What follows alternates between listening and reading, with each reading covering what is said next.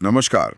आज हमारे सामने भारत के भूगोल से जुड़े कुछ बहुत दिलचस्प आंकड़े और तथ्य हैं। हाँ बिल्कुल। चलिए जरा इनकी गहराई में उतरते हैं और देखते हैं कि भारत की विशालता को समझने के लिए इनमें क्या खास है। शुरुआत करते हैं इसके साइज और आबादी से। हाँ करते हैं। तो देखिए भारत का जो कुल एरिया है वो करीब 3.28 मिलियन वर्ग किलोमीटर है। 3.28 मिलियन, काफी बड़ा है। हाँ सुनने में बड़ा लगता है, पर दुनिया की कुल जमीन का ये सिर्फ महज 2.4% ही है। अच्छा, सिर्फ 2.4%? हाँ, जी। और अगर आबादी की बात करें तो हम दुनिया में दूसरे नंबर पे आते हैं। दुनिया की करीब 17% आबादी यहीं भारत में रहती है। और एक बात और है ना कि भारत पुराने गोंडवाना लैंड का हिस्सा था। बिल्कुल सही। वो प्राचीन सुपर कॉन्टिनेंट जो लाखों साल पहले टूट गया था। खैर ये तो हुई इतिहास की बात। अब आते हैं सीमाओं पर। जमीनी और समुद्री दोनों ही काफी लंबी हैं भारत की। हाँ, पहले जमीनी सरहद की बात करते हैं, स्थलीय सीमा जिसे कहते हैं। हाँ, तो ये जो जमीनी बॉर्डर है ये करीब 15,200 किलोमीटर लंबा है। बहुत लंबा। 15,200 किलोमीटर, और ये कई देशों से घिरा हुआ है ना? बिल्कुल, कई पड़ोसी देश हैं और अगर लंबाई के हिसाब से देखें तो सबसे लंबी सीमा पता है किसके साथ है? चीन या पाकिस्तान? नहीं, यही तो इंटरेस्टिंग बात है। सबसे लंबी है बांग्लादेश के साथ, करीब 4096 किलोमीटर। ओह, बांग्लादेश! ये वाकई चौंकाने वाला है। हाँ, बांग्लादेश के बाद फिर चीन का नंबर आता है, फिर पाकिस्तान जिसकी सीमा करीब 3323 किलोमीटर है। ओके, और पाकिस्तान के बाद? उसके बाद नेपाल है 1751 किलोमीटर, फिर म्यांमार 1643 किलोमीटर, फिर भूटान लगभग 699 किलोमीटर। और सबसे छोटी? सबसे छोटी सीमा अफगानिस्तान के साथ है, सिर्फ 106 किलोमीटर, जो अब लद्दाख वाले इलाके से जुड़ती है। ये जानना भी जरूरी होगा कि कौन से राज्य या यूटीज किस देश से लगते हैं। जैसे पाकिस्तान से कौन कौन जुड़ा है? हाँ देखिए, पाकिस्तान की सीमा लगती है गुजरात से, राजस्थान, पंजाब, फिर जम्मू कश्मीर और लद्दाख जो अब यूटी है। ठीक है। और चीन के साथ? वो सीमा तो अक्सर खबरों में रहती है। हाँ, वो काफी महत्वपूर्ण है। चीन के साथ देखिए लद्दाख यूटी है, फिर हिमाचल प्रदेश, उत्तराखंड, सिक्किम और पूर्व में अरुणाचल प्रदेश। अच्छा। और बांग्लादेश का आपने बताया सबसे लंबी सीमा है, तो उससे कौन से राज्य लगते हैं? बांग्लादेश से लगते हैं पश्चिम बंगाल, असम, मेघालय, त्रिपुरा और मिजोरम। ये 5 राज्य। अच्छा, कुछ ऐसे भी राज्य या यूटीज हैं जिनकी सीमाएं 3-3 देशों से मिलती हैं। ये तो बड़ी खास बात हुई। हाँ बिल्कुल है, 4 ऐसी जगह हैं। एक तो सिक्किम है जो नेपाल, भूटान और चीन तीनों से जुड़ा है। सिक्किम, ओके। फिर है अरुणाचल प्रदेश, वो भूटान, चीन और म्यांमार से। तीसरा है पश्चिम बंगाल जो नेपाल, भूटान और बांग्लादेश से लगता है। पश्चिम बंगाल भी, अच्छा। और चौथा है लद्दाख यूटी, वो पाकिस्तान, अफगानिस्तान और चीन तीनों से सीमा साझा करता है। इनकी स्ट्रेटेजिक इंपॉर्टेंस बहुत ज्यादा है। ये तो बात हुई अंतर्राष्ट्रीय सीमाओं की। अब अगर भारत के अंदर देखें तो उत्तर प्रदेश का नाम आता है अक्सर कि वो कई राज्यों से घिरा है। हाँ बिल्कुल सही। उत्तर प्रदेश कुल 8 राज्यों और साथ में दिल्ली जो यूटी है उससे अपनी सीमा शेयर करता है। 8 राज्य और एक यूटी। हाँ, जो कि सबसे ज्यादा है। इसीलिए वो राजनीतिक और ट्रांसपोर्ट के नजरिए से इतना अहम है। और दूसरी तरफ अगर सबसे कम की बात करें तो सिक्किम है जो सिर्फ पश्चिम बंगाल से जुड़ा है, और मेघालय जो सिर्फ असम से जुड़ा है। ये बस एक एक राज्य से ही लगते हैं। अच्छा, ये तो हो गई जमीनी सरहदों की बात। अब जरा समुद्री किनारों की तरफ चलते हैं। कोस्टलाइन भी तो काफी लंबी है भारत की। हाँ बिल्कुल है। अगर हम आइलैंड्स को भी मिला लें, मतलब अंडमान निकोबार और लक्षद्वीप वगैरह, हाँ। तो टोटल कोस्टलाइन करीब 7,516.6 किलोमीटर है। 7,500 किलोमीटर से भी ज्यादा। जी। और अगर सिर्फ मेनलैंड की बात करें, मुख्य भूमि की, तो वो लगभग 6100 किलोमीटर है। और इस कोस्टलाइन पर कौन-कौन से राज्य और यूटीज हैं? गुजरात से शुरू होकर? हाँ, गुजरात, फिर महाराष्ट्र, गोवा, कर्नाटक, केरल, तमिलनाडु, आंध्र प्रदेश, उड़ीसा और पश्चिम बंगाल। ये तो राज्य हो गए। और यूटीज भी हैं। हाँ, यूटीज में अंडमान और निकोबार द्वीप समूह है, लक्षद्वीप है, दमन व दीव है और पुदुचेरी। इसमें सबसे लंबी कोस्टलाइन किस राज्य की है? वो गुजरात की है, करीब 1214 किलोमीटर। गुजरात, ओके। और सबसे छोटी? सबसे छोटी है गोवा की, सिर्फ 101 किलोमीटर। ये लंबी तटरेखा व्यापार के लिए, सुरक्षा के लिए, दोनों लिहाज से बहुत महत्वपूर्ण है। बिल्कुल। अब जरा भारत के लैटिट्यूड और लॉन्गिट्यूड विस्तार को समझते हैं, मतलब अक्षांश और देशांतर। हाँ, तो भारत का जो मुख्य भूभाग है वो 8 डिग्री 4 मिनट उत्तरी अक्षांश से शुरू होता है 8 डिग्री 4 मिनट नॉर्थ। और ऊपर 37 डिग्री 6 मिनट उत्तरी अक्षांश तक जाता है। ठीक है।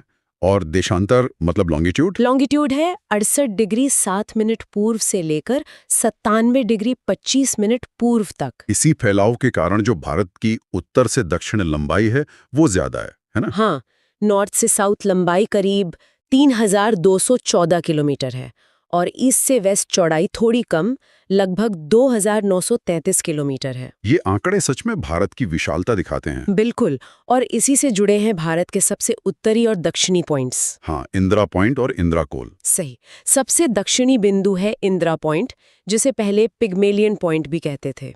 ये ग्रेट निकोबार द्वीप में है। और सबसे नॉर्थ वाला? सबसे उत्तरी बिंदु है इंदिरा कोल, जो अब लद्दाख में पड़ता है।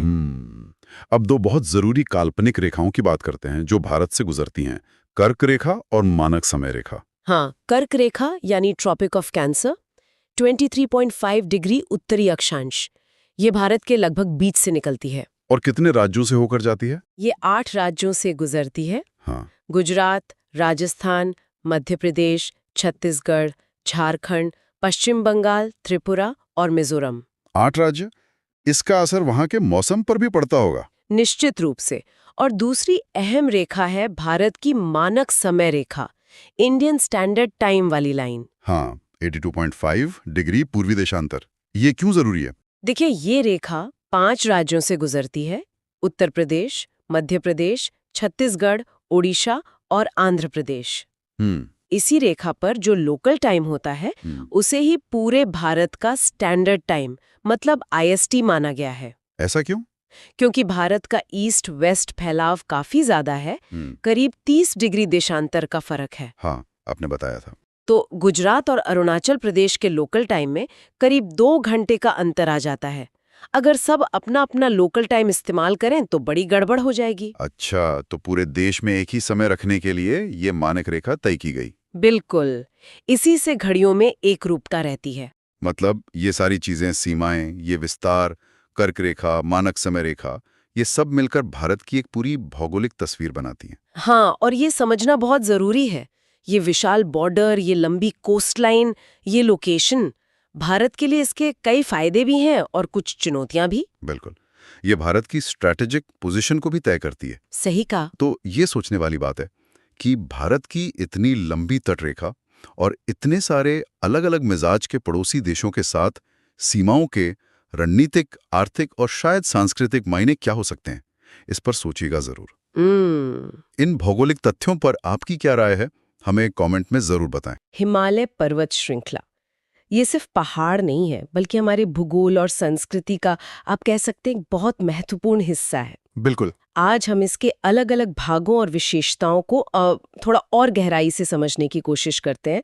चलिए इस विशाल पर्वतमाला की परतें खोलते हैं। जी हाँ, और देखिए, हिमालय भूवैज्ञानिक रूप से ना काफी नए हैं और संरचनात्मक रूप से ये वलित पर्वत हैं, मतलब फोल्ड माउंटेन्स। अच्छा, वलित पर्वत। हाँ, और दुनिया की कुछ सबसे ऊंची चोटियां भी यहीं पर हैं। ये समझना बड़ा दिलचस्प है कि इन्हें लंबाई और चौड़ाई दोनों हिसाब से कैसे बांटा गया है। हाँ, बिल्कुल। तो सबसे पहले उत्तर से दक्षिण की ओर जो फैली हैं इसकी मुख्य श्रेणियां, उन पर एक नजर डालते हैं। ये समानांतर विस्तार समझना काफी जरूरी है मेरे ख्याल से। एकदम सही। तो मुख्य रूप से अगर हम उत्तर से दक्षिण चलें तो 4 समानांतर श्रृंखलाएं दिखती हैं। 4 है, ओके जी। सबसे उत्तर में है ट्रांस हिमालय। इसमें काराकोरम, लद्दाख और ज़ंस्कार श्रेणियां आती हैं। काराकोरम, लद्दाख, ज़ंस्कार, ठीक है। और एक खास बात इसमें यह है कि दुनिया की दूसरी सबसे ऊंची चोटी K2 मतलब गॉडविन ऑस्टिन, K2, हाँ, वो इसी काराकोरम श्रेणी में है, महान हिमालय में नहीं। ये कई बार कंफ्यूजन होता है। अच्छा, ये बहुत इंपॉर्टेंट पॉइंट है। K2 ट्रांस हिमालय में है। जी, और सियाचिन जैसे बड़े ग्लेशियर भी इसी ट्रांस हिमालय क्षेत्र में हैं। और जो सिंधु नदी है वो लद्दाख और ज़ंस्कार श्रेणियों के बीच से बहती है। अच्छा, सिंधु नदी इनके बीच से, ओके। तो ये हुआ ट्रांस हिमालय। उसके दक्षिण में फिर? इसके ठीक दक्षिण में आता है महान हिमालय। इसे हिमाद्री भी कहते हैं। हिमाद्री, हाँ, सुना है। ये सबसे ऊंची और सबसे निरंतर मतलब बिना टूटी हुई कंटिन्यूअस श्रृंखला है। औसत ऊंचाई अंदाजा लगाइए लगभग 6000 मीटर। 6000 मीटर औसत? बाप रे। हाँ, और दुनिया की जो सबसे प्रसिद्ध चोटियां हैं जैसे माउंट एवरेस्ट, जिसे नेपाल में सागर माथा कहते हैं, सागरमाथा, हाँ। कंचनजंगा सिक्किम में, नंदा देवी उत्तराखंड में, ये सब इसी हिमाद्री का हिस्सा हैं सारी बड़ी चोटियां यही हैं। ज्यादातर। और इसका जो कोर है, अंदरूनी हिस्सा, वो ग्रेनाइट का बना है, काफी मजबूत। अच्छा, ग्रेनाइट, ठीक है। और हिमाद्री के और दक्षिण में जाएं तो हिमाद्री के दक्षिण में फिर मिलता है लघु हिमालय।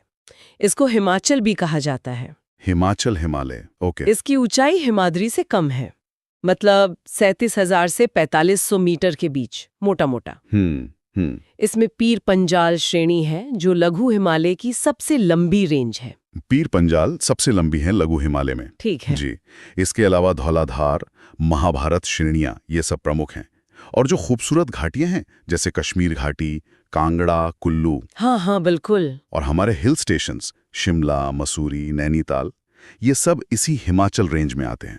वाह, मतलब घूमने फिरने की ज्यादातर पॉपुलर जगह इसी रेंज में है। बिल्कुल। और इसके बाद सबसे बाहरी, सबसे दक्षिण वाली श्रृंखला, सबसे दक्षिण में शिवालिक। एकदम सही, बाह्य हिमालय, जिसे शिवालिक कहते हैं। ये हिमालय के सबसे नई बनी हुई और सबसे कम ऊंची श्रृंखला है। औसत ऊंचाई बस 900 से 1100 मीटर के आसपास। बस इतनी? हाँ। 900 से 1100 मीटर? हाँ। और इसका निर्माण कैसे हुआ?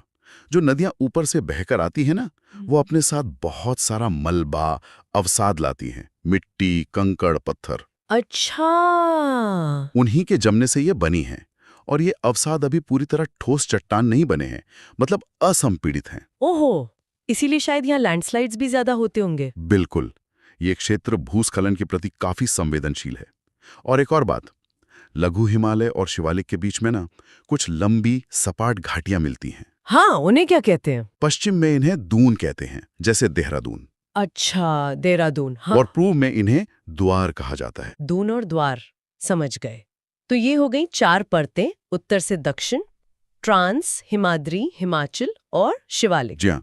अब जरा पश्चिम से पूर्व की तरफ चलते हैं। सुना है नदियों ने भी इसे बांटा है, ये कैसे है?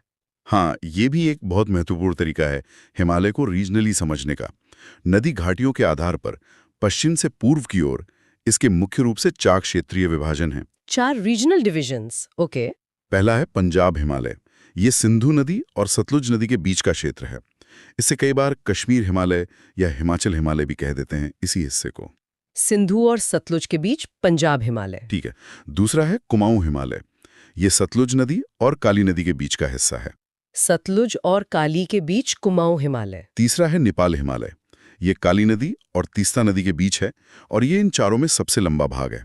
सबसे लंबा नेपाल हिमालय, काली और तीस्ता के बीच। जी। और चौथा और सबसे पूर्वी भाग है असम हिमालय। ये तीस्ता नदी और दिहांग नदी यानी ब्रह्मपुत्र के बीच फैला है। तीस्ता और दिहांग ब्रह्मपुत्र के बीच असम हिमालय। वाह, मतलब सिंधु से लेकर ब्रह्मपुत्र तक नदियों ने कैसे इस विशाल पर्वतमाला को अलग अलग पहचान दी है। बिल्कुल। ये विभाजन भी काफी महत्वपूर्ण है समझने के लिए। अच्छा, इस पूरे हिमालयी क्षेत्र में झीलें भी तो बहुत हैं, कुछ खास झीलें? हाँ हाँ, झीलें तो बहुत हैं।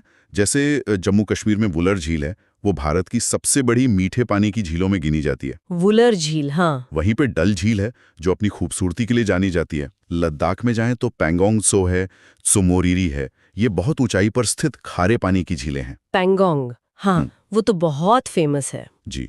और उत्तराखंड में नैनीताल, भीमताल, सातताल, ऐसी कई झीलें हैं। ये झीलें सिर्फ सुंदर ही नहीं हैं, बल्कि वहाँ के पर्यावरण, पर्यटन और जीवन के लिए बेहद जरूरी हैं। सही बात है। तो हमने देखा कि हिमालय कितना विशाल है, कितना कॉम्प्लेक्स है। अलग अलग ऊंचाई वाली श्रृंखलाएं, सुंदर घाटियां, नदियां और फिर पश्चिम से पूर्व की अलग क्षेत्रीय विविधता। बिल्कुल। और ये सोचना भी जरूरी है कि ये पहाड़ भूवैज्ञानिक रूप से अभी भी, मतलब आज भी सक्रिय हैं। हाँ। ये युवा पर्वत हैं। हाँ। और इनमें हलचल होती रहती है। ये लगातार ऊपर उठ रहे हैं। अच्छा, ये अभी भी एक्टिव है? जी हाँ। तो ये जो निरंतर गतिशीलता है, जो हलचल है, इसका इस क्षेत्र के पर्यावरण पर, जो कि काफी नाजुक है, और यहाँ रहने वाले करोड़ों लोगों के जीवन पर भविष्य में क्या असर पड़ सकता है, ये एक सोचने वाली बात है। हाँ, ये वाकई एक गहरा सवाल है, इस पर सोचना तो बनता है। इस बारे में आप सब क्या सोचते हैं?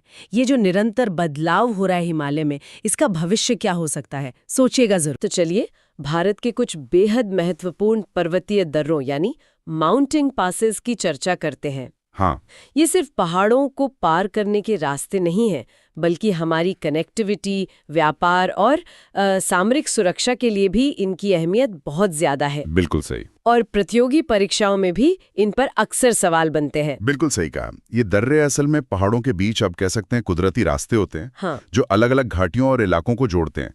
आज हम यही समझेंगे कि कौन सा दर्रा कहाँ है, किन जगहों को जोड़ता है और उसकी क्या खासियत है। जी। ये सारी बातें परीक्षाओं के नजरिए से जानना बहुत जरूरी है। तो शुरुआत उत्तर से करते हैं, जम्मू कश्मीर और लद्दाख। यहाँ कौन कौन से दर्रे सबसे अहम हैं? देखिए, जम्मू को श्रीनगर यानी कश्मीर घाटी से जोड़ने के लिए 2 प्रमुख दर्रे हैं। हाँ। एक बनिहाल दर्रा, हाँ, जवाहर सुरंग वाला। जी हाँ, जहाँ जवाहर सुरंग बनी है। हाँ। और दूसरा है पीर पंजाल दर्रा। अच्छा। फिर कश्मीर घाटी को आगे गिलगित बाल्टिस्तान क्षेत्र से जोड़ने वाला वो ऐतिहासिक बुर्जिल दर्रा है। और लेह तक पहुंचने के लिए कश्मीर घाटी से लेह का रास्ता तो बहुत महत्वपूर्ण है। हाँ बिल्कुल, वो है जोजिला दर्रा। ये कश्मीर घाटी को लद्दाख की राजधानी लेह से जोड़ता है। और ये सामरिक रूप से बहुत ज्यादा महत्वपूर्ण है। भारी बर्फबारी के कारण ये अक्सर बंद रहता है। हाँ, सुना है, जिससे लद्दाख का संपर्क कट जाता है। जी। इसी क्षेत्र में काराकोरम दर्रा भी है। काराकोरम? हाँ, जिसे भारत का सबसे ऊंचा दर्रा माना जाता है। ये भारत को चीन से जोड़ता है, मतलब उस तरफ। अच्छा, और वो सबसे ऊंची मोटर योग्य सड़क वाला दर्रा कौन सा था? मैंने खारदुंगला के बारे में सुना था। हाँ, खारदुंगला दर्रा। ये लेह को नुब्रा घाटी और सियाचिन ग्लेशियर से जोड़ता है। जी। और कई सालों तक इसे दुनिया की सबसे ऊंची मोटर योग्य सड़क वाला दर्रा माना जाता था। पर अब नहीं है। नहीं, अब ये रिकॉर्ड उमलिंगला दर्रे के पास है। उमलिंगला? जी, उमलिंगला। ये पूर्वी लद्दाख में है। चिसुमले को डेमचोक से जोड़ता है। ये एक वाकई में बड़ी उपलब्धि है। ये जाना तो बहुत दिलचस्प है। चलिए अब थोड़ा दक्षिण की ओर आते हैं, हिमाचल प्रदेश के दर्रों पर। यहाँ की क्या स्थिति है? हिमाचल प्रदेश में भी कई महत्वपूर्ण दर्रे हैं। सबसे प्रसिद्ध शायद रोहतांग दर्रा है। हाँ, रोहतांग तो बहुत फेमस है। जी, ये कुल्लू घाटी को लाहौल और स्पीति घाटियों से जोड़ता है। टूरिज्म और कनेक्टिविटी दोनों के लिए बहुत अहम है। और अब तो अटल टनल भी बन गई इसके नीचे। बिल्कुल, अटल टनल इसी दर्रे के नीचे बनी है, जिससे लाहौल घाटी अब लगभग साल भर जुड़ी रहती है। इसने तो वाकई सफर बहुत आसान कर दिया होगा। अच्छा, और लेह को जोड़ने वाला कोई और दर्रा हिमाचल में है? हाँ, बारालाचाला दर्रा। बारालाचाला? जी, ये मनाली लेह हाईवे पर पड़ता है। ये लाहौल क्षेत्र को लेह यानी लद्दाख से जोड़ता है। ये भी काफी ऊंचाई पर है, तो सर्दियों में बंद रहता है। ठीक है। इसके अलावा एक और बहुत महत्वपूर्ण दर्रा है, शिपकिला। शिपकिला, इसकी क्या खासियत है? शिपकिला इसलिए महत्वपूर्ण है क्योंकि इसी दर्रे से सतलुज नदी तिब्बत से भारत में प्रवेश करती है। अच्छा, सतलुज का प्रवेश द्वार। हाँ, कह सकते हैं। ये भारत चीन सीमा पर किन्नौर जिले में स्थित है। समझ गई। अब उत्तराखंड की ओर बढ़ते हैं। यहाँ भी तिब्बत सीमा से जुड़े दर्रे होंगे, है ना? जी हाँ, बिल्कुल। उत्तराखंड में 3 प्रमुख दर्रे हैं जो भारत को तिब्बत यानी चीन से जोड़ते हैं। कौन कौन से? माना दर्रा, नीति दर्रा और लिपुलेख दर्रा। माना, नीति, लिपुलेख। हाँ, ये तीनों ही कुमाऊं क्षेत्र में हैं और इनका इस्तेमाल कैलाश मानसरोवर यात्रा के लिए भी होता रहा है। लिपुलेख दर्रे का नाम मैंने ट्राई जंक्शन के संदर्भ में भी सुना है। कुछ विवाद भी था शायद। बिल्कुल सही। लिपुलेख दर्रा एक कह सकते हैं संवेदनशील बिंदु पर स्थित है, जहां भारत, नेपाल और चीन की सीमाएं मिलती हैं या बहुत करीब हैं। इसी ट्राई जंक्शन की स्थिति के कारण इसका सामरिक महत्व और भी बढ़ जाता है। समझ गया। अब थोड़ा पूर्वोत्तर की ओर चलते हैं, सिक्किम। हाँ, वहां कौन से प्रसिद्ध दर्रे हैं? सिक्किम में 2 दर्रे बहुत मशहूर और महत्वपूर्ण हैं। एक तो नाथुला। नाथुला, हाँ सुना है। और दूसरा जलेपला। जलेपला। जी, ये दोनों ही दर्रे सिक्किम को तिब्बत के चुम्बी घाटी क्षेत्र से जोड़ते हैं। अच्छा, चुम्बी घाटी। हाँ, नाथुला तो ऐतिहासिक रेशम मार्ग का भी हिस्सा रहा है और 2006 में इसे व्यापार के लिए फिर से खोला भी गया था। तो व्यापार और सामरिक दोनों नजरिए से अहम है। बिल्कुल, बहुत महत्वपूर्ण है दोनों। और आखिर में अरुणाचल प्रदेश, वहां के प्रमुख दर्रे कौन से हैं? अरुणाचल प्रदेश में एक महत्वपूर्ण दर्रा है बोमडिला। बोमडिला। हाँ, ये तवांग शहर को असम के मैदानी इलाकों मतलब तेजपुर से जोड़ता है। तवांग मठ वाला रास्ता। जी हाँ, बिल्कुल। तवांग मठ की वजह से ये रास्ता काफी अहम है। इसके अलावा दिहांग दर्रा भी इसी राज्य में है। और वो दर्रा जो म्यांमार से जोड़ता है? वो है दिफू दर्रा। दिफू? हाँ, दिफू। ये अरुणाचल प्रदेश के एकदम पूर्वी हिस्से में है और भारत को म्यांमार से जोड़ता है। अच्छा। ये भी एक ट्राई जंक्शन के नजदीकी पड़ता है जहां भारत, चीन और म्यांमार की सीमाएं पास-पास हैं। तो ये थी भारत के कुछ प्रमुख पर्वतीय दर्रों की जानकारी। ये रास्ते सिर्फ भौगोलिक लैंडमार्क्स नहीं हैं, बल्कि देश की अर्थव्यवस्था, सुरक्षा और यहाँ तक कि संस्कृति को भी गहराई से प्रभावित करते हैं। निश्चित रूप से। और परीक्षाओं के लिए, जैसा हमने बात की, इनकी लोकेशन, ये किन क्षेत्रों को जोड़ते हैं और इनसे जुड़ी कोई खास बात, जैसे कोई नदी कहाँ से आ रही है या कोई सुरंग या ट्राई जंक्शन, ये सब याद रखना जरूरी है। हाँ। इस पर सोचना भी दिलचस्प होगा कि जब ये ऊंचे दर्रे मौसम के कारण, मतलब बर्फबारी से, महीनों बंद रहते हैं। हाँ, कई कई महीनों के लिए। जी, तो वहां के स्थानीय जीवन पर, व्यापार पर और हमारी सीमा प्रबंधन पर इसका क्या और कैसा असर पड़ता होगा, ये अपने आप में एक अहम मुद्दा है। बिल्कुल, सोचने वाली बात है। अच्छा, अगर इन दर्रों से जुड़ा कोई रोचक तथ्य या अनुभव हमारे श्रोता जानते हो तो वो भी जरूर साझा कर सकते हैं। अब हमारा अगला विषय है प्रायद्वीपीय पठार, मतलब पेनिनसुलर प्लेटो। ये भारत का ना सबसे बड़ा और सबसे पुराना भौतिक प्रदेश है। कहते हैं गोंडवाना लैंड का हिस्सा था ये। तो इसकी बनावट, इसके भाग, ये सब समझना एग्जाम के लिए तो बहुत ही जरूरी है। बिल्कुल। और देखिए, ये इतना बड़ा है कि इसे ठीक से समझने के लिए हम इसे मोटे तौर पर 3 हिस्सों में बांट सकते हैं। एक हो गया आपका केंद्रीय उच्च भूमि, यानी सेंट्रल हाईलैंड्स। दूसरा है दक्कन का पठार, डेक्कन प्लाटो। और तीसरा, जो मतलब खनिजों के लिए बहुत मशहूर है, छोटा नागपुर पठार। अच्छा, तो फिर चलिए शुरू करते हैं केंद्रीय उच्च भूमि से। इसका फैलाव नर्मदा नदी के उत्तर में है ना? हाँ, नर्मदा के उत्तर वाला हिस्सा। इसमें देखिए, सबसे पहले आता है मालवा पठार। ये अरावली और विंध्य पहाड़ियों के बीच में पड़ता है और यहाँ की सबसे खास चीज है काली मिट्टी, ब्लैक सॉइल। काली मिट्टी? अच्छा। हाँ, ये असल में बेसोल्टिक चट्टान, मतलब जो लावा ठंडा होके बनता है ना, उसके टूटने से बनी है। इसीलिए कपास वगैरह के लिए बहुत उपजाऊ है। और यहाँ से कई नदियां निकलती हैं, जैसे चंबल, सिंध, बेतवा, केन। ये सब आगे जाकर यमुना में मिल जाती हैं। अच्छा, और इसके उत्तर पश्चिम में तो वो मशहूर अरावली पहाड़ियां हैं। सुना है ये दुनिया की सबसे पुरानी पहाड़ियों में से है। सही सुना है आपने। अरावली ये दुनिया के प्राचीनतम वलित पर्वत श्रृंखलाओं, मतलब ओल्ड फोल्ड माउंटेन्स में से एक है। हाँ। हालांकि अब तो ये काफी घिस चुकी है, तो इसे अवशिष्ट पर्वत, रेसिडुअल माउंटेन कहते हैं। पर इसकी सबसे ऊंची चोटी, गुरु शिखर, माउंट आबू के पास, वो 1722 मीटर है। ओहो, 1722 मीटर, ठीक है। और मालवा के दक्षिण में नीचे की तरफ? वहां है विंध्य रेंज, विंध्य श्रृंखला। ये एक ब्लॉक पर्वत है, मतलब जमीन का एक बड़ा टुकड़ा आसपास की जमीन से ऊपर उठ गया है। यहीं से आपकी नर्मदा और सोन नदियां निकलती हैं। नर्मदा और सोन? हाँ, और ये अलग अलग दिशाओं में बहती हैं, जिसे रेडियल ड्रेनेज पैटर्न या अरिया अववाह प्रतिरूप कहते हैं। और हाँ, एक और चीज, यहीं पन्ना की खानें हैं। पन्ना मतलब हीरे वाली? जी हाँ, हीरे के लिए मशहूर। और विंध्य के और दक्षिण में जाएं तो सतपुड़ा रेंज आ जाती है। वैसे केंद्रीय उच्च भूमि में बुंदेलखंड और बघेलखंड के पठार भी इसी का हिस्सा माने जाते हैं। तो ये हो गया केंद्रीय उच्च भूमि का इलाका। अब नर्मदा के दक्षिण में चलते, दक्कन के पठार की ओर। बिल्कुल। तो नर्मदा नदी के दक्षिण में ये एक त्रिभुज जैसा ट्रायंगल भूभाग है, दक्कन का पठार। इसके उत्तर में सतपुड़ा है, महादेव, कैमूर, मैकाल, ये सब पहाड़ियां इसकी उत्तरी सीमा बनाती हैं। हाँ। और इसका जो ढलान है ना, सामान्य ढलान, वो पूरब की तरफ है। अच्छा, पूरब की तरफ। इसीलिए बड़ी नदियां उधर बहती हैं। हाँ। इसीलिए आप देखेंगे कि गोदावरी, कृष्णा, कावेरी, ये सब बड़ी नदियां पश्चिम से निकलकर पूरब में बंगाल की खाड़ी में गिरती हैं। और इसके पश्चिमी किनारे पर वो तो वेस्टर्न घाट्स है ना? पश्चिमी घाट्स। हाँ। ये काफी लगातार है, मतलब कंटिन्यूअस। एकदम सही।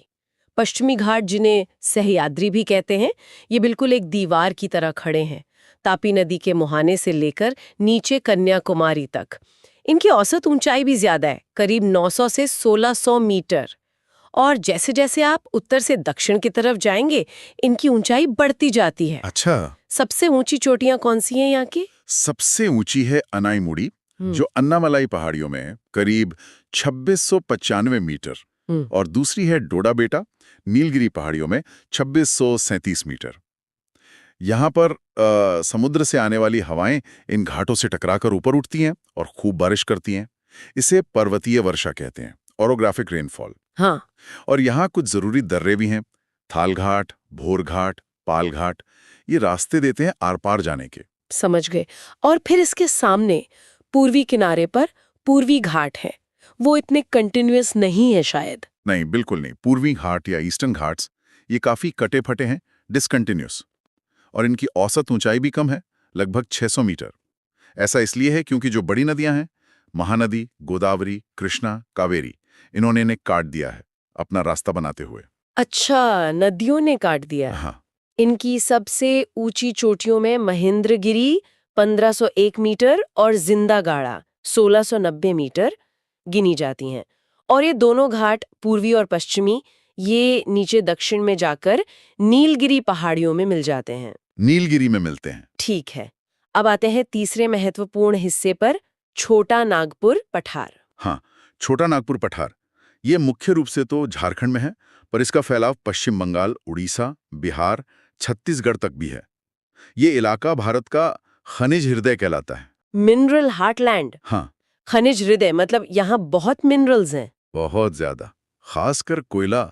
इतने खनिज हैं यहाँ कि इसे भारत का रूर भी कहते हैं, जर्मनी के रूल औद्योगिक प्रदेश के नाम पर। यहाँ की मुख्य नदियां दामोदर और सुवर्णरेखा हैं। इसके भी कुछ उपभाग हैं क्या, जैसे आपने केंद्रीय उच्च भूमि के बताए थे? हाँ, हैं। जैसे रांची का पठार है, हजारीबाग पठार है। हजारीबाग पठार की सबसे ऊंची चोटी पारसनाथ है, 1365 मीटर। कोडरम्मा पठार है जो अभ्रक के लिए जाना जाता है, और इसकी उत्तर पूर्वी सीमा पर राजमहल की पहाड़ियां हैं। तो कुल मिला के हमने देखा कि ये प्रायद्वीपीय पठार कितना विविध है। पुरानी अरावली पहाड़ियों से लेकर यहाँ की नदियाँ, काली मिट्टी और फिर खनिजों का भंडार, और पश्चिमी घाट जैसी जैव विविधता वाली जगह भी। बिल्कुल, ये क्षेत्र प्राकृतिक रूप से बहुत संपन्न है, और इससे एक बहुत महत्वपूर्ण सवाल भी खड़ा होता है। वो ये कि इस पठारी क्षेत्र के जो अपार संसाधन हैं, इनका हम धारणीय उपयोग कैसे सुनिश्चित करें। मतलब विकास भी हो और पर्यावरण को भी नुकसान ना पहुंचे। ये संतुलन कैसे बने, सस्टेनेबल डेवलपमेंट जिसे कहते हैं। ये वाकई में एक अहम मुद्दा है जिस पर सोचना जरूरी है। इस बारे में आप सब क्या सोचते हैं? नीचे कमेंट सेक्शन में अपने विचार हमारे साथ जरूर साझा करें। चलिए, भारत के कुछ प्रमुख भौगोलिक हिस्सों पर एक नजर डालते हैं। ये प्रतियोगी परीक्षाओं के नजरिए से काफी अहम है। बिल्कुल। हम उत्तरी मैदानों से शुरू करेंगे और फिर तटों, द्वीपों, रेगिस्तानों और बंदरगाहों की मुख्य बातें जानेंगे। हाँ, और ये समझना भी दिलचस्प है कि भारत भौगोलिक रूप से कितना विविध है ना? हम कोशिश करेंगे कि इन हिस्सों की लोकेशन और इनकी खास पहचान को समझें। अच्छा, तो ये मैदानों का विभाजन बड़ा दिलचस्प लगता है। भाबर, तराई, बांगर, खादर सुनने में तो आसान है, पर इनमें असल फर्क क्या है? जैसे भाबर, जो हिमालय के बिल्कुल नीचे है। हाँ, तलहटी में। वहां नदियां जैसे कंकड़ पत्थरों में गायब सी हो जाती हैं। सही कहा। वो असल में गायब नहीं होती, बस पत्थरों के नीचे बहने लगती हैं। और फिर वही नदियां तराई क्षेत्र में, जो थोड़ा और दक्षिण में है, वहां फिर से सतह पर आ जाती हैं। अच्छा। हाँ, और इसीलिए वो इलाका दलदली, नम और घने जंगलों वाला बन जाता है। इसके बाद आते हैं बांगर और खादर। बांगर मतलब पुरानी जलोढ़ मिट्टी। ये नदी घाटी से थोड़ी ऊंची जमीन होती है जहां बाढ़ का पानी आमतौर पर नहीं पहुंचता। और खादर? खादर बिल्कुल नदी के पास का निचला इलाका है। यहाँ लगभग हर साल बाढ़ आती है। हाँ। और नई उपजाऊ मिट्टी की परत बिछ जाती है। ओह अच्छा, तो ये ज्यादा उपजाऊ है। बिल्कुल, इसीलिए खादर क्षेत्र खेती के लिए बहुत ही बेहतरीन माना जाता है। इसी खादर की बेजोड़ उर्वरता ने ही आप देखें तो उत्तर भारत को इतनी घनी आबादी वाला और कृषि प्रधान बनाया है। ये अंतर समझना कृषि के लिहाज से बहुत जरूरी है। बिल्कुल सही। अच्छा, मैदानों से आगे बढ़ते हैं तटों की तरफ। भारत की तटरेखा तो बहुत लंबी है।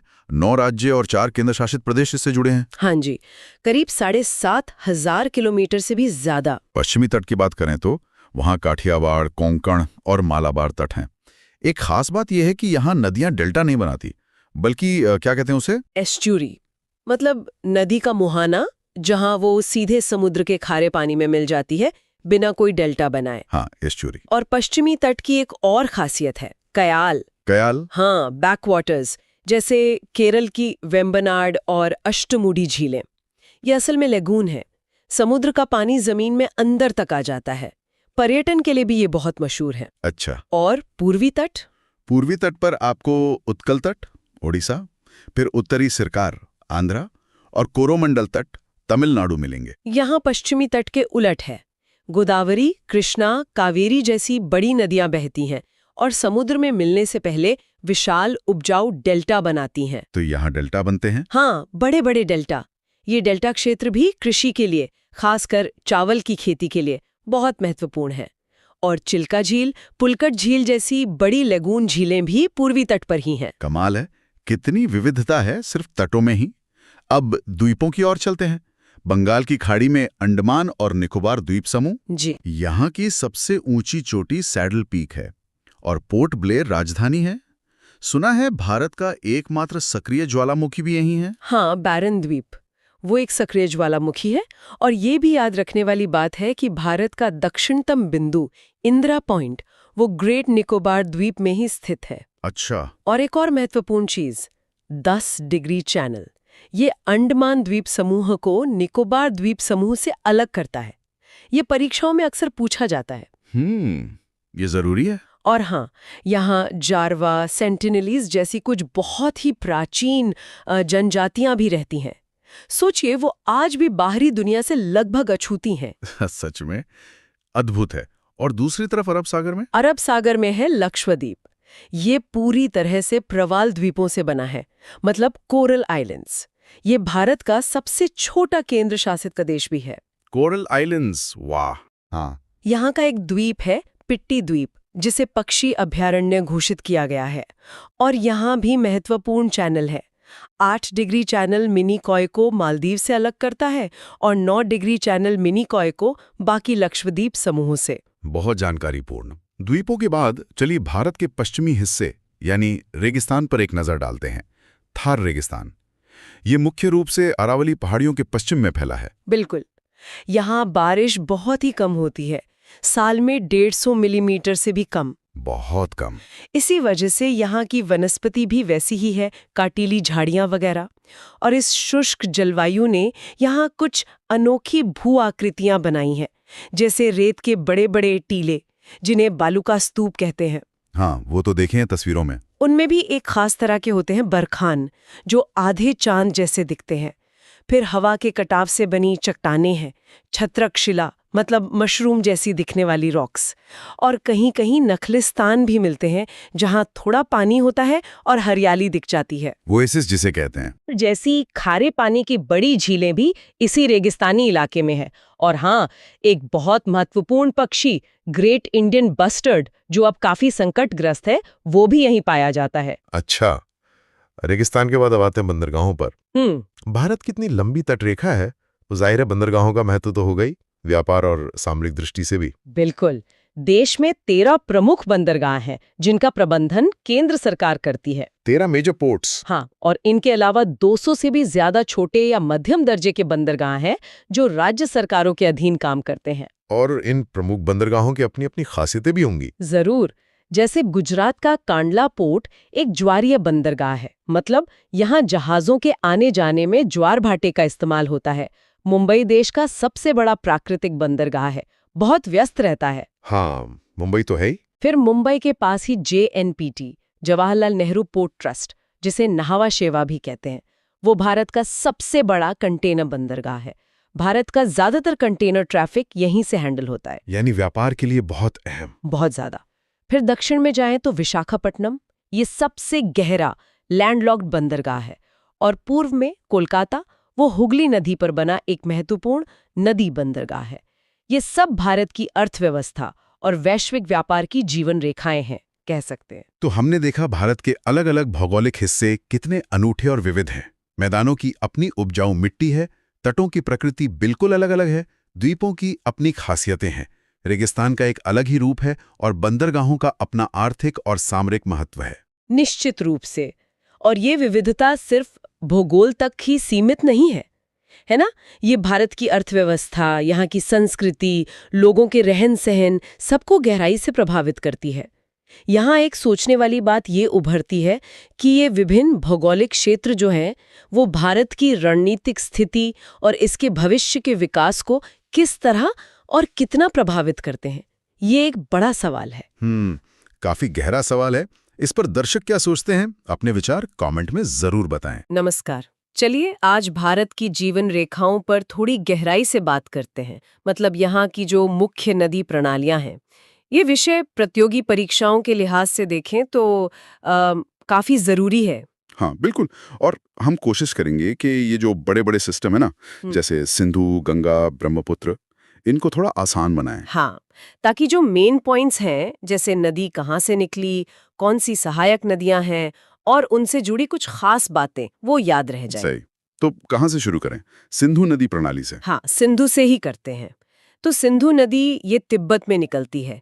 कैलाश पर्वत श्रृंखला है ना, वहाँ बोखरचू ग्लेशियर के पास। हाँ, मानसरोवर झील के पास वाला इलाका, वहीं से। इसकी कुल लंबाई भी अच्छी खासी है, करीब 2880 किलोमीटर। हाँ।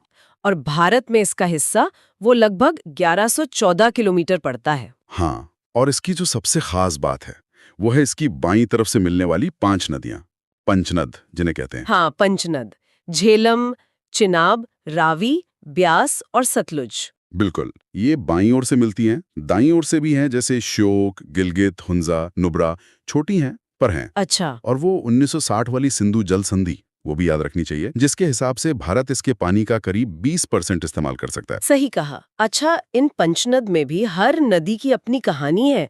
जैसे झेलम, इसका पुराना नाम वितस्था था, ये कश्मीर में वेरीनाग से निकलती है और श्रीनगर शहर इसी के किनारे है। हाँ, फिर आती है चेलाब, जिसका पुराना नाम असिकनी, ये सिंधु की सबसे बड़ी सहायक नदी है ना? हाँ, सबसे बड़ी। ये हिमाचल में बारालाचाला पास है। वहां से 2 नदियां निकलती हैं, चंद्रा और भागा। उनके मिलने से बनती है चिनाब। ओह अच्छा, चंद्रा और भागा। हाँ, फिर रावी और ब्यास हैं। रावी का पुराना नाम परुष्णी और ब्यास का विपाशा। ये दोनों भी हिमाचल में ही रोहतांग पास के पास से निकलती हैं। रोहतांग पास, हाँ। यहाँ एक खास बात ब्यास के बारे में। ये पंचनद में अकेली ऐसी मुख्य नदी है जो पूरी तरह से भारत में ही बहती है, कहीं बाहर नहीं जाती। अच्छा, ये तो महत्वपूर्ण पॉइंट है, मतलब पूरी तरह से भारत में। हाँ, और ये सतलुज में मिल जाती है। और सतलुज, जिसका पुराना नाम शुदुद्री था, वो तिब्बत में राकस्थाल से निकलती है। राकस्थाल? और शिपकीला दर्रे से, वो पास है ना, वहां से भारत में एंटर करती है। और जो भाखड़ा नंगल प्रोजेक्ट है वो इसी सतलुज पर बना है। बिल्कुल, ये तो हुई सिंधु प्रणाली की बात।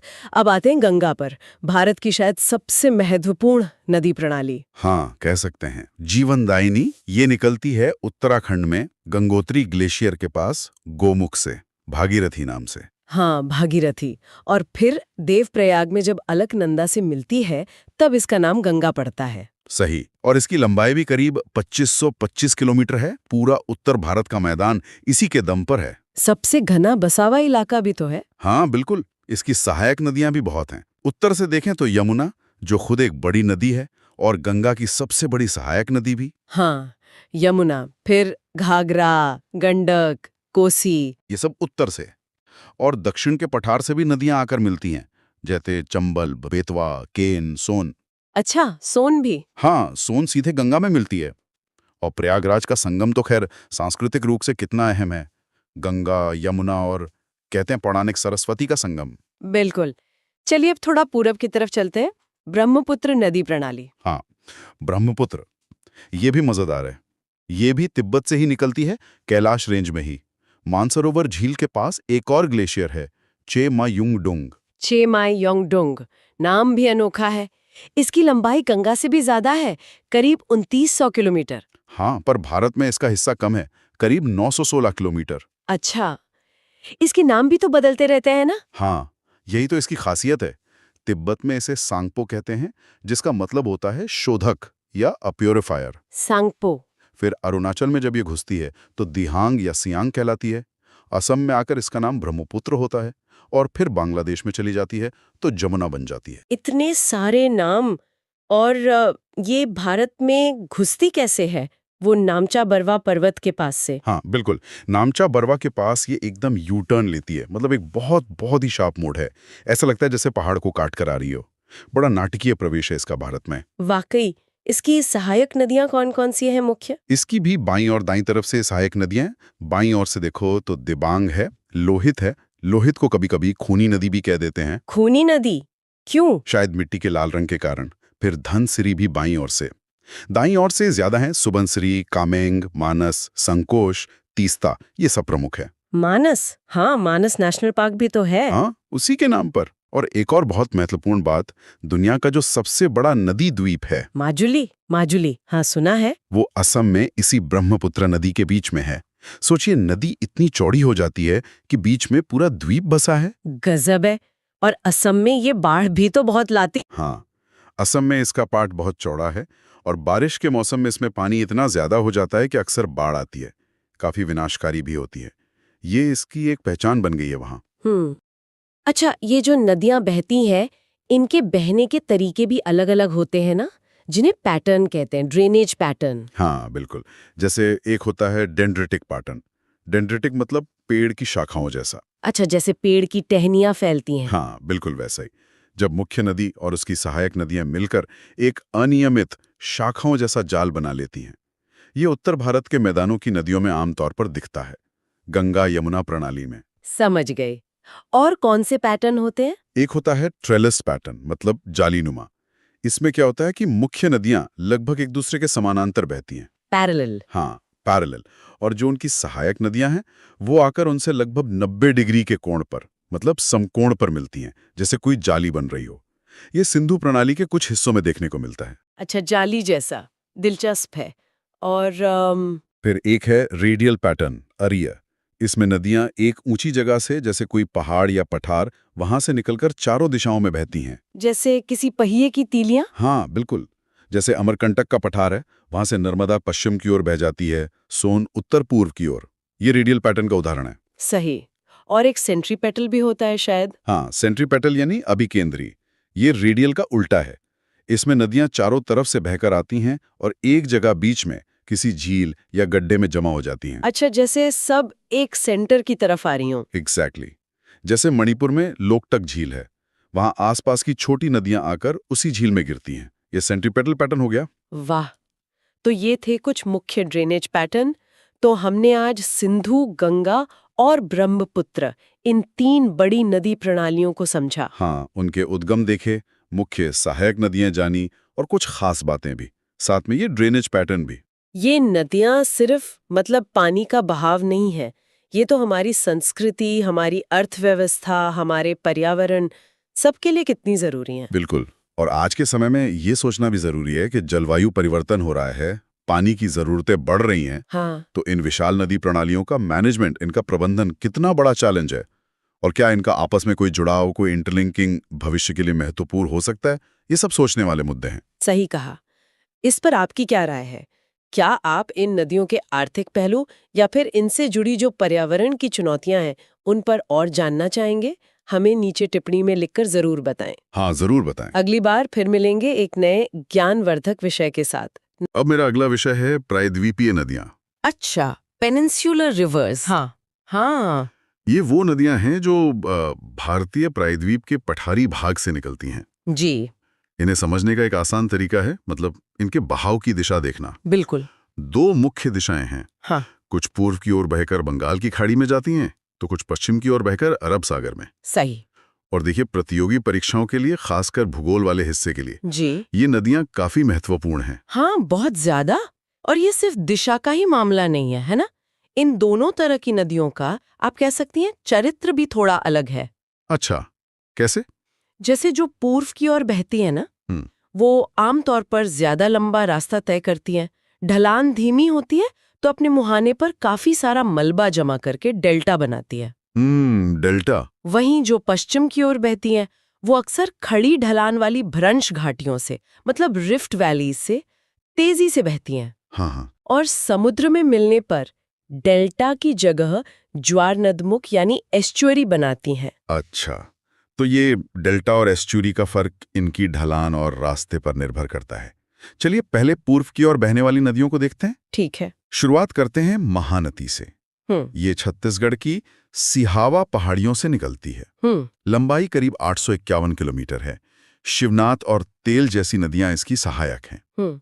और हाँ, वो मशहूर हीराकुंड बांध, वो इसी पर है। बिल्कुल, हीराकुंड। महानदी के थोड़ा दक्षिण में चलें तो हमें मिलती है प्रायद्वीप की सबसे लंबी नदी, गोदावरी। हाँ, गोदावरी, करीब 1465 किलोमीटर लंबी। सोचिए, ये महाराष्ट्र में नासिक के पास त्र्यंबकेश्वर से निकलती है। हाँ। अपने विशाल आकार और कह सकते हैं महत्व के कारण इसे दक्षिण गंगा भी कहते हैं। कभी कभी वृद्ध गंगा भी। अच्छा, दक्षिण गंगा जी। और पेनगंगा, इंद्रावती, मंजीरा जैसी कई सहायक नदियां इसका जल क्षेत्र बढ़ाती हैं। फिर आती है कृष्णा नदी। ये भी महाराष्ट्र में ही महाबलेश्वर से निकलती है। हाँ, महाबलेश्वर। ये लगभग 1400 किलोमीटर का सफर तय करती है। वाह। मतलब पूर्व की ओर बहने वाली दूसरी सबसे लंबी नदी हुई है। सही। तुंगभद्रा और भीमा इसकी जानी मानी सहायक नदियां हैं कृष्णा की। और दक्षिण में चले तो मिलती है कावेरी। कर्नाटक में कोडागु जिले की ब्रह्मगिरी पहाड़ियों से इसका उद्गम होता है। कावेरी लंबाई करीब 800 किलोमीटर। जी।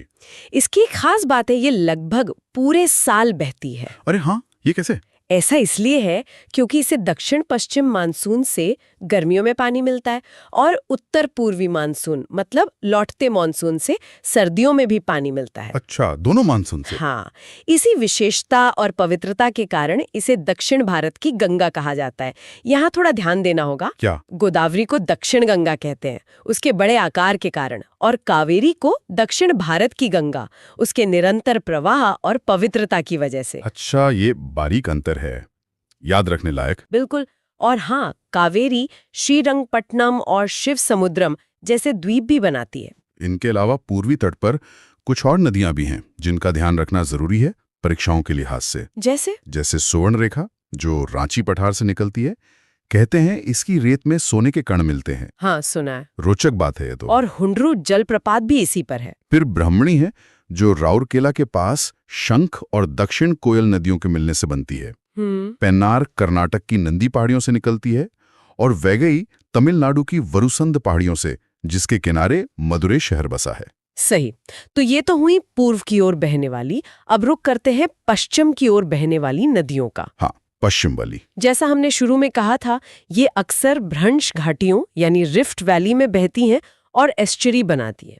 ये घाटियां इन्हें पश्चिम की ओर एक सीधा और कह सकते हैं तेज ढलान वाला रास्ता देती हैं। इनमें सबसे प्रमुख नाम है नर्मदा का। बिल्कुल, नर्मदा पहाड़ों के बीच बनी एक भ्रंश घाटी से होकर गुजरती है। जी। जबलपुर के पास इसका धुआंधार जलप्रपात बहुत प्रसिद्ध है। हाँ, धुआंधार देखने लायक जगह है। और सरदार सरोवर बांध भी इसी नदी पर बना है। तवा इसकी एक महत्वपूर्ण सहायक नदी है। नर्मदा की तरह ही एक और नदी है जो भ्रंश घाटी से पश्चिम की ओर बहती है, वो है तापी, जिसे ताप्ती भी कहते हैं। हाँ, ताप्ती। ये मध्य प्रदेश के बैतूल जिले में मुल्ताई से निकलती है और करीब 724 किलोमीटर लंबी है। नर्मदा के दक्षिण में लगभग उसके समानांतर बहती है। उकाई बांध इसी नदी पर है। पूर्णा इसकी मुख्य सहायक नदी है। और कुछ अनोखी नदियां भी हैं पश्चिम प्रवाह वाली, जैसे साबरमती। हाँ, साबरमती। ये राजस्थान की अरावली से निकलकर गुजरात होते हुए खंबात की खाड़ी में गिरती है। और माही नदी। माही की क्या बात है। ये मध्य प्रदेश के विंध्य पहाड़ों से निकलती है और कर्क रेखा को 2 बार काटती है। ये तथ्य परीक्षाओं में अक्सर पूछा जाता है। हाँ, ये बहुत महत्वपूर्ण है। माही नदी कर्क रेखा को 2 बार काटती है। ये भी खंबात की खाड़ी में ही गिरती है। बिल्कुल। एक और बेहद खास नदी है लूनी। लूनी, हाँ, ये तो रेगिस्तान वाली है ना। बिल्कुल। ये अरावली में पुष्कर घाटी से तो निकलती है पर समुद्र तक पहुंच ही नहीं पाती। अरे। हाँ, करीब 495 किलोमीटर बहने के बाद गुजरात में कच्छ के रण में ही विलीन हो जाती है। ये एक खारी नदी है और थार रेगिस्तान से बहने वाली एकमात्र मुख्य नदी है। कमाल है, मतलब समुद्र तक पहुंचने से पहले ही खत्म। जी। इनके अलावा पश्चिम तट पर गोवा में मांडवी और जुआरी नदियां हैं। केरल में पेरियार है जो केरल की सबसे लंबी नदी है और भरतपुझा भी है। और कर्नाटक में शरावती नदी, जिस पर भारत का मशहूर जोग या गरसोप्पा जलप्रपात है। ये सब भी पश्चिम की ओर बहने वाली महत्वपूर्ण नदियां हैं।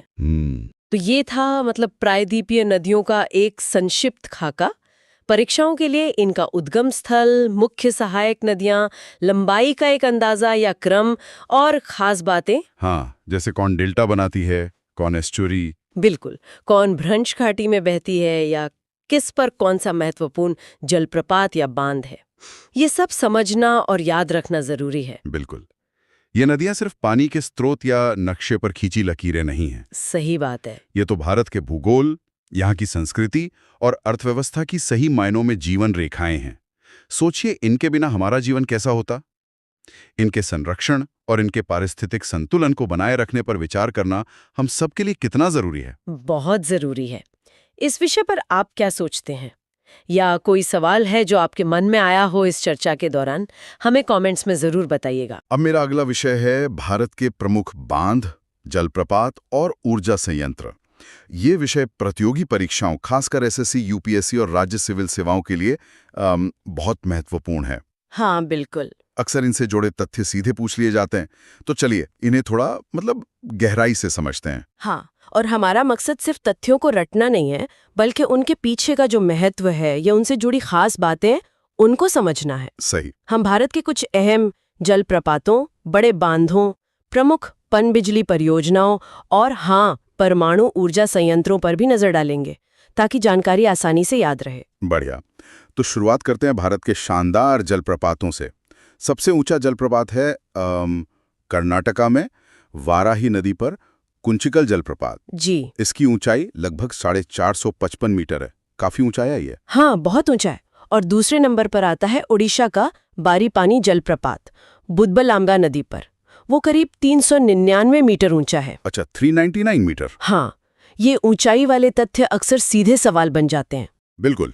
और अगर चौड़ाई की बात करें तो शायद छत्तीसगढ़ में इंद्रावती नदी पर चित्रकूट जलप्रपात। हाँ, वही। उसकी विशालता के कारण उसे भारत का न्यागरा भी कहते हैं। काफी चौड़ा है वो। सही।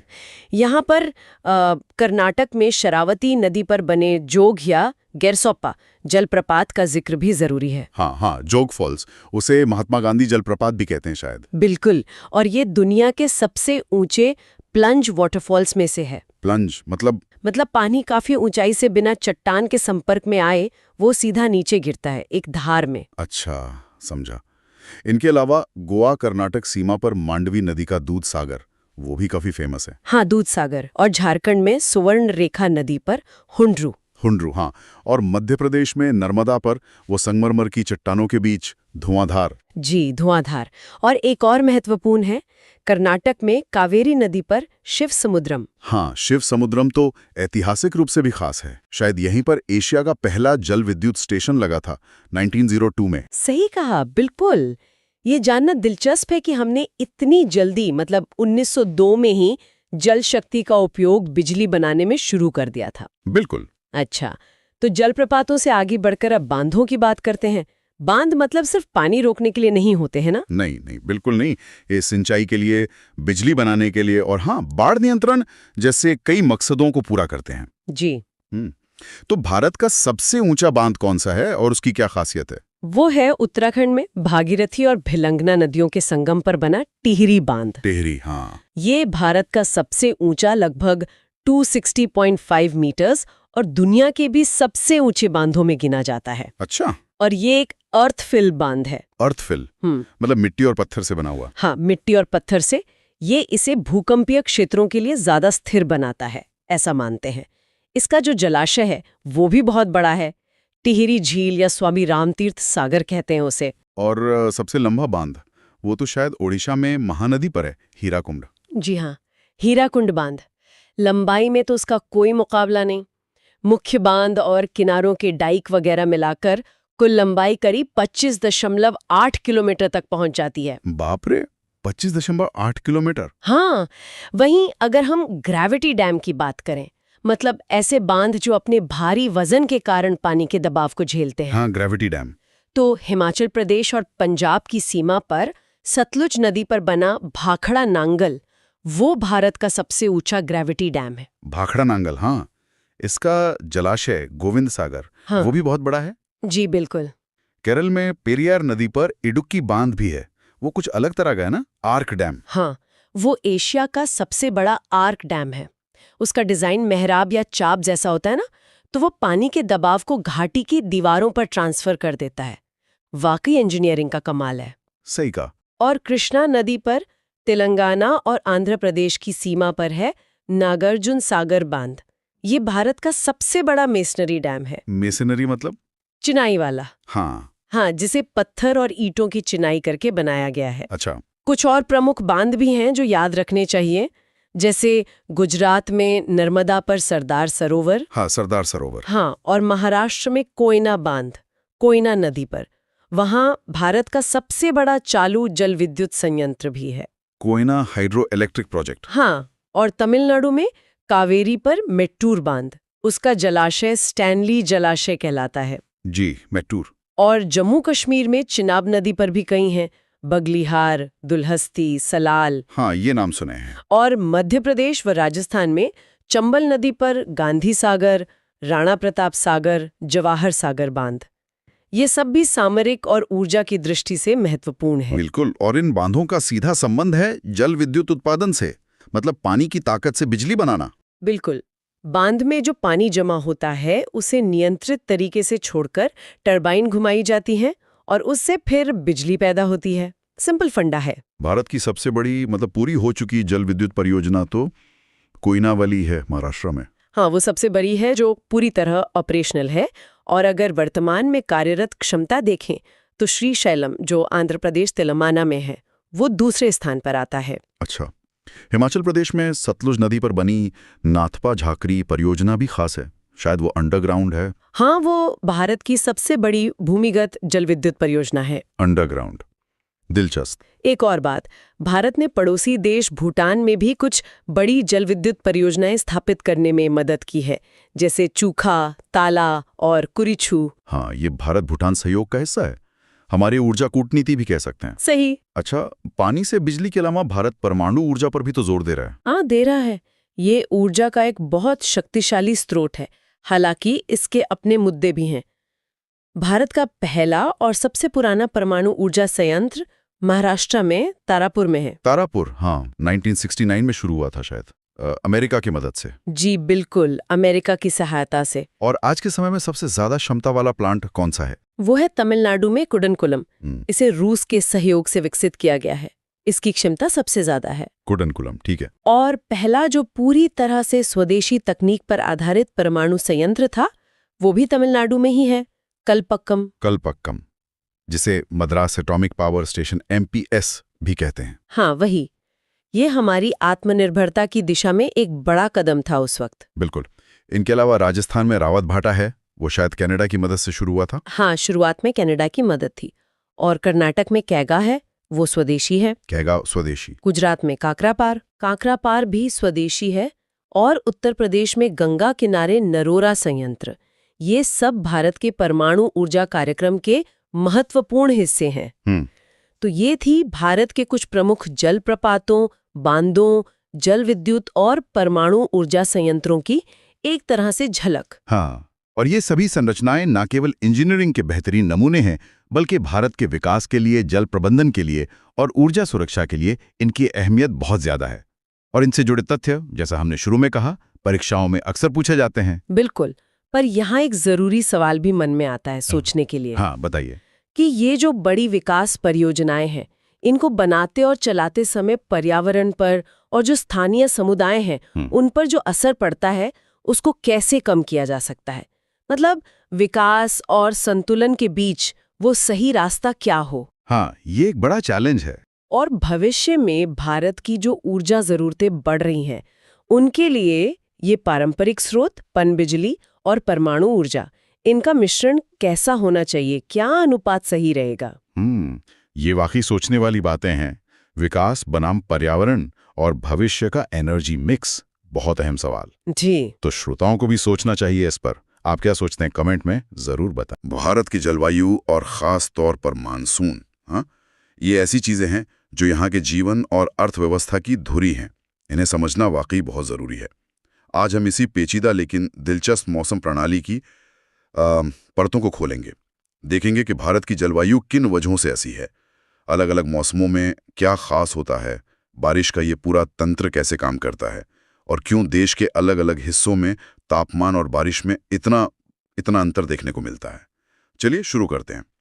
तो सबसे पहले बात करते हैं उन मुख्य वजहों की जो भारत की जलवायु का मिजाज तय करती हैं।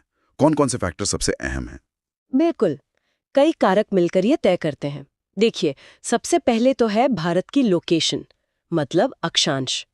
कर्क रेखा देश के बीच से गुजरती है, जो तापमान पर सीधा असर डालती है। हाँ। फिर उत्तर में वो दीवार की तरह खड़ा हिमालय है।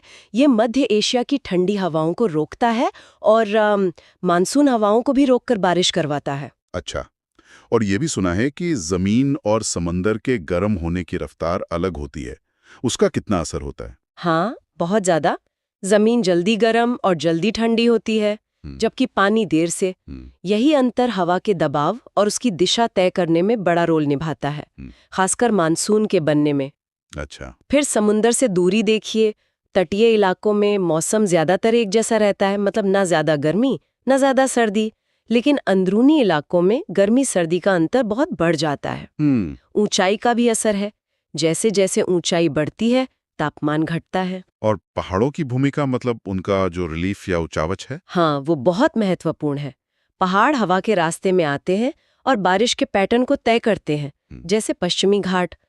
इसके साथ ही ऊपरी हवा का बहाव, जिसमें जेट स्ट्रीम और पश्चिमी विक्षोभ शामिल हैं, ये खासकर सर्दियों में उत्तर भारत के मौसम को काफी प्रभावित करते हैं। पश्चिमी विक्षोभ, हाँ। और हाँ, अल्नीनो और लानीना जैसी घटनाओं को नहीं भूलना चाहिए। उनका असर मानसून की ताकत पर पड़ता है। ठीक है, तो ये तो हो गए जलवायु को प्रभावित करने वाले मुख्य कारक। अब भारत के जो मुख्य मौसम हैं और उनकी खासियतें, उन्हें समझना जरूरी है, खासकर परीक्षा के नजरिए से।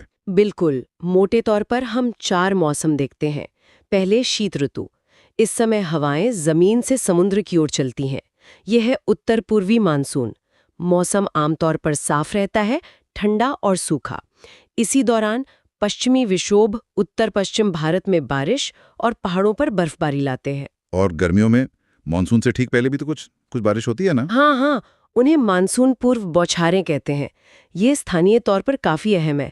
जैसे बंगाल और असम में काल बैशाखी आती है, गरज चमक के साथ बारिश होती है, जो चाय, जूट, चावल के लिए अच्छी है। अच्छा। दक्षिण में केरल में फूलों वाली बौछारें हैं, जो कॉफी के फूल खिलने में मदद करती है। और आम्रवर्षा भी है केरल कर्नाटक में, जो आमों को जल्दी पकने में मदद करती है। लेकिन हाँ, इसी समय उत्तर भारत में वो गर्म सूखी लू भी चलती है। हाँ, लू। और फिर आता है असली मानसून का मौसम। बिल्कुल। दक्षिण पश्चिम मानसून, या जिसे वर्षा ऋतु कहते हैं, गर्मी में सूरज के उत्तर की ओर बढ़ने से ITCZ, वो इंटरट्रॉपिकल कन्वर्जेंस जोन, ITCZ, हाँ, वो खास पट्टी जहां हवाएं मिलती हैं, वो गंगा के मैदानों की तरफ खिसक आती है। इससे भारतीय उपमहाद्वीप पर एक लो प्रेशर एरिया बनता है, जो हिंद महासागर से नमी वाली हवाओं को अपनी तरफ खींचता है। यही दक्षिण पश्चिम मानसून है। और इसकी 2 शाखाएं हैं, एक अरब सागर वाली और दूसरी बंगाल की खाड़ी वाली। अच्छा, 2 ब्रांचेस। और मानसून की वापसी, या जिसे रिट्रीटिंग मानसून कहते हैं, उसका क्या मतलब है? देखिए, सितंबर आते आते सूरज दक्षिण की ओर जाने लगता है और वो ITCZ भी नीचे खिसक जाता है, तो हवा की दिशा उलट जाती है। अब वो उत्तर पूर्व से बहने लगती है, जमीन से समुद्र की ओर। अच्छा। इस समय आसमान साफ होने और जमीन में नमी होने से ना उमस भरी गर्मी पड़ती है, जिसे अक्टूबर हीट कहते हैं। यही लौटते हवाएं जब बंगाल की खाड़ी के ऊपर से गुजरती हैं, तो वहां से नमी उठाकर तमिलनाडु के तट पर सर्दियों में बारिश करती हैं। तो तमिलनाडु की सर्दियों की बारिश का कारण ये है? जी हाँ। ये तो मौसम का चक्र हुआ। अब जरा ये समझाएं कि बारिश होती कैसे है, मतलब ये पूरा रेन बेयरिंग सिस्टम काम कैसे करता है? देखिए, दक्षिण पश्चिम मानसून की जो अरब सागर शाखा है, वो जब पश्चिमी घाट से टकराती है, तो उसके पश्चिमी ढलानों पर, मतलब विंडवार्ड साइड पर, जबरदस्त बारिश करती है। लेकिन पहाड़ के दूसरी तरफ यानी पूर्वी ढलान पर हवा नीचे उतरती है, गर्म होती है और नमी कम हो जाती है, तो वहां कम बारिश होती है। इसे वृष्टि छाया क्षेत्र या रेन शैडो एरिया कहते हैं। अच्छा, रेन शैडो एरिया। हाँ। और जो बंगाल की खाड़ी वाली शाखा है, वो पहले उत्तर पूर्व भारत में भारी बारिश करती है, जैसे मेघालय में। फिर वो हवाएं हिमालय के सहारे सहारे पश्चिम की ओर मुड़ जाती हैं और गंगा के मैदानों में आगे बढ़ती हैं। जैसे जैसे वो पश्चिम की ओर जाती हैं, उनकी नमी कम होती जाती है, तो बारिश भी कम होती जाती है। और राजस्थान में कम बारिश क्यों होती है? वो सूखा क्यों ले जाता है? उसकी मुख्य वजह है अरावली पहाड़ियों की दिशा। अच्छा। वो पहाड़ियां मॉनसून हवाओं के लगभग समानांतर पड़ती हैं, तो हवाएं बिना किसी खास रुकावट के उनके बगल से आगे निकल जाती हैं, इसलिए वहां ज्यादा बारिश नहीं हो पाती। समझ गया। तो ये तो साफ है कि पूरे देश में तापमान और बारिश बिल्कुल एक जैसी नहीं है। इस अंतर की खास वजह क्या है? वही कारक जो हमने शुरू में डिस्कस किए थे, वो सब मिलकर ये अंतर पैदा करते हैं। समुद्र से दूरी बहुत मायने रखती है। तटों पर समकारी जलवायु होती है, जबकि अंदरूनी इलाकों में महाद्वीपीय या विषम जलवायु, मतलब गर्मियों में बहुत गर्मी, सर्दियों में बहुत सर्दी। हाँ। और बारिश का बंटवारा भी बहुत असमान है। एक तरफ पश्चिमी घाट और उत्तर पूर्व में मौसिनराम जैसी जगह हैं जहां दुनिया में सबसे ज्यादा बारिश रिकॉर्ड होती है, तो दूसरी तरफ पश्चिमी राजस्थान और लद्दाख जैसे इलाके हैं जो लगभग सूखे रेगिस्तान जैसे हैं। ये सब समुद्र से दूरी, हवा की दिशा और पहाड़ों की स्थिति का मिला-जुला नतीजा है। तो हमने देखा कि भारत की मानसून प्रणाली कितनी जटिल, कितनी गतिशील है। ये कई फैक्टर से चलती है और पूरे देश की जलवायु, खेती और जीवन पर गहरा असर डालती है। बिल्कुल। और अब सोचने वाली बात यह है, खासकर आज के समय में, कि जलवायु परिवर्तन के इस दौर में मॉनसून का पैटर्न कैसे बदल रहा है। भविष्य में इन बदलावों का अंदाजा लगाना और उनके हिसाब से मतलब उनके अनुकूल ढालना, ये भारत के लिए एक बड़ी चुनौती भी है और ज़रूरत भी। ये सोचना ज़रूरी है कि ये बदलते पैटर्न हमारे पानी के स्रोतों और हमारी खेती पर आगे चलकर क्या असर डाल सकते हैं। अब हमारा अगला विषय है भारत में वनस्पति और वनों के प्रकार। हाँ। भारत की जो भौगोलिक और जलवायु विविधता है, वो यहाँ बहुत ही अद्भुत किस्म के जंगलों को जन्म देती है। बिल्कुल। ये वन न सिर्फ हमारे पर्यावरण के लिए जरूरी हैं, बल्कि इनसे जुड़ी जानकारी, देखिए, कई प्रतियोगी परीक्षाओं के लिए भी काफी महत्वपूर्ण होती है। सही बात है। SSC, UPSC, स्टेट PCS सब में पूछा जाता है। तो चलिए आज भारत के जो प्रमुख वन हैं, उनकी थोड़ी गहराई में उतरते हैं। हाँ बिल्कुल। देखिए, भारत के वनों को हम मुख्य रूप से उनकी विशेषताओं के आधार पर बांट सकते हैं। अच्छा। मोटे तौर पर कहें तो 5 प्रमुख प्रकार हैं। 5 प्रकार कौन कौन से? उष्णकटिबंधीय सदाबहार वन, हाँ। फिर उष्णकटिबंधीय पर्णपाती वन, उष्णकटिबंधीय कांटेदार वन, पर्वतीय वन और 5वें हैं मैंग्रोव वन। ओके। और हर वन प्रकार जो है वो वहाँ की बारिश, तापमान, मिट्टी, इन सब के हिसाब से मतलब अपनी एक अलग पहचान रखता है। तो शुरुआत सदाबहार वनों से करते हैं। सदाबहार नाम से ही लगता है कि ये हमेशा हरे भरे रहते होंगे। हाँ, ये सही है। इनको एवरग्रीन फॉरेस्ट्स भी कहते हैं, जैसा आपने कहा। हाँ, ये उन गर्म और आर्द्र इलाकों में मिलते हैं जहाँ साल भर में 200 सेंटीमीटर से भी ज्यादा भारी बारिश होती है। 200 सेंटीमीटर से ज्यादा? काफी ज्यादा। जी। और तापमान भी अच्छा खासा, मतलब 25-27 डिग्री सेल्सियस के आसपास रहता है। खास बात यह है कि यहाँ पेड़ों के पत्ते गिरने का कोई एक तय मौसम नहीं होता, इसीलिए ये साल भर हरे दिखते हैं। अच्छा, इसीलिए सदाबहार। हाँ, और ये जंगल बहुत घने होते हैं, मतलब पेड़ों की कई परतें होती हैं, लेयर्स इन्हें कहते हैं। ऊंचे पेड़, फिर उनके नीचे थोड़े छोटे पेड़ और फिर झाड़ियां। काफी सघन होते होंगे फिर तो। बहुत ज्यादा। और ये घने जंगल भारत में कहाँ देखने को मिलते हैं? मुख्य इलाके कौन से हैं? मुख्य रूप से ये आपको मिलेंगे पश्चिमी घाट के पश्चिमी ढलानों पर, जहाँ मानसून की सीधी बारिश होती है। ओके। फिर उत्तर पूर्वी भारत की पहाड़ियों में, जैसे असम वगैरह में, और अंडमान निकोबार द्वीप समूह में। अंडमान निकोबार। हाँ, यहाँ रोजवुड, महोगनी, एबोनी जैसे जो कीमती लकड़ी वाले ऊंचे पेड़ हैं वो पाए जाते हैं। अच्छा। एबनी भी होता है। अच्छा, तो ये तो हुए सदाबहार वन। हाँ। अब उन वनों की बात करते हैं जो शायद भारत में सबसे ज्यादा क्षेत्रफल में फैले हैं, पर्णपाती वन। हाँ, उष्णकटिबंधीय पर्णपाती वन। बिल्कुल सही कहा आपने, ये सबसे ज्यादा इलाके में है। इन्हें मानसून वन भी कहते हैं। मानसून वन क्यों? क्योंकि ये उन क्षेत्रों में होते हैं जहां वर्षा 70 से 200 सेंटीमीटर के बीच होती है, जो कि ज्यादातर मानसूनी बारिश होती है। अच्छा। और पानी की उपलब्धता के आधार पर, मतलब कितनी बारिश हो रही है, उसके हिसाब से इन्हें 2 हिस्सों में बांटते हैं। एक आर्द्र पर्णपाती यानी मॉइस्ट डिसिडुअस, और दूसरे शुष्क पर्णपाती यानी ड्राई डिसिडुअस। ओके, आर्द्र और शुष्क। हाँ। तो आर्द्र वाले कहाँ मिलेंगे और उनकी क्या खासियत है? आर्द्र पर्णपाती वन वहां होते हैं जहां बारिश थोड़ी ज्यादा, यानी 100 से 200 सेंटीमीटर के बीच होती है। ठीक है। जैसे हिमालय के जो निचले हिस्से हैं, तलहटी क्षेत्र, उत्तर पूर्वी राज्य, पश्चिमी घाट के पूर्वी ढलान, ओडिशा, इन इलाकों में। और पेड़ कौन से खास होते हैं यहाँ? सागौन यानी टीक और साल। और ये यहाँ के सबसे महत्वपूर्ण पेड़ हैं। इनके अलावा शीशम, चंदन, महुआ, आंवला, ये सब भी मिलते हैं। आर्थिक रूप से ये बहुत महत्वपूर्ण है। हाँ, सागौन और साल की लकड़ी तो काफी कीमती होती है। बिल्कुल।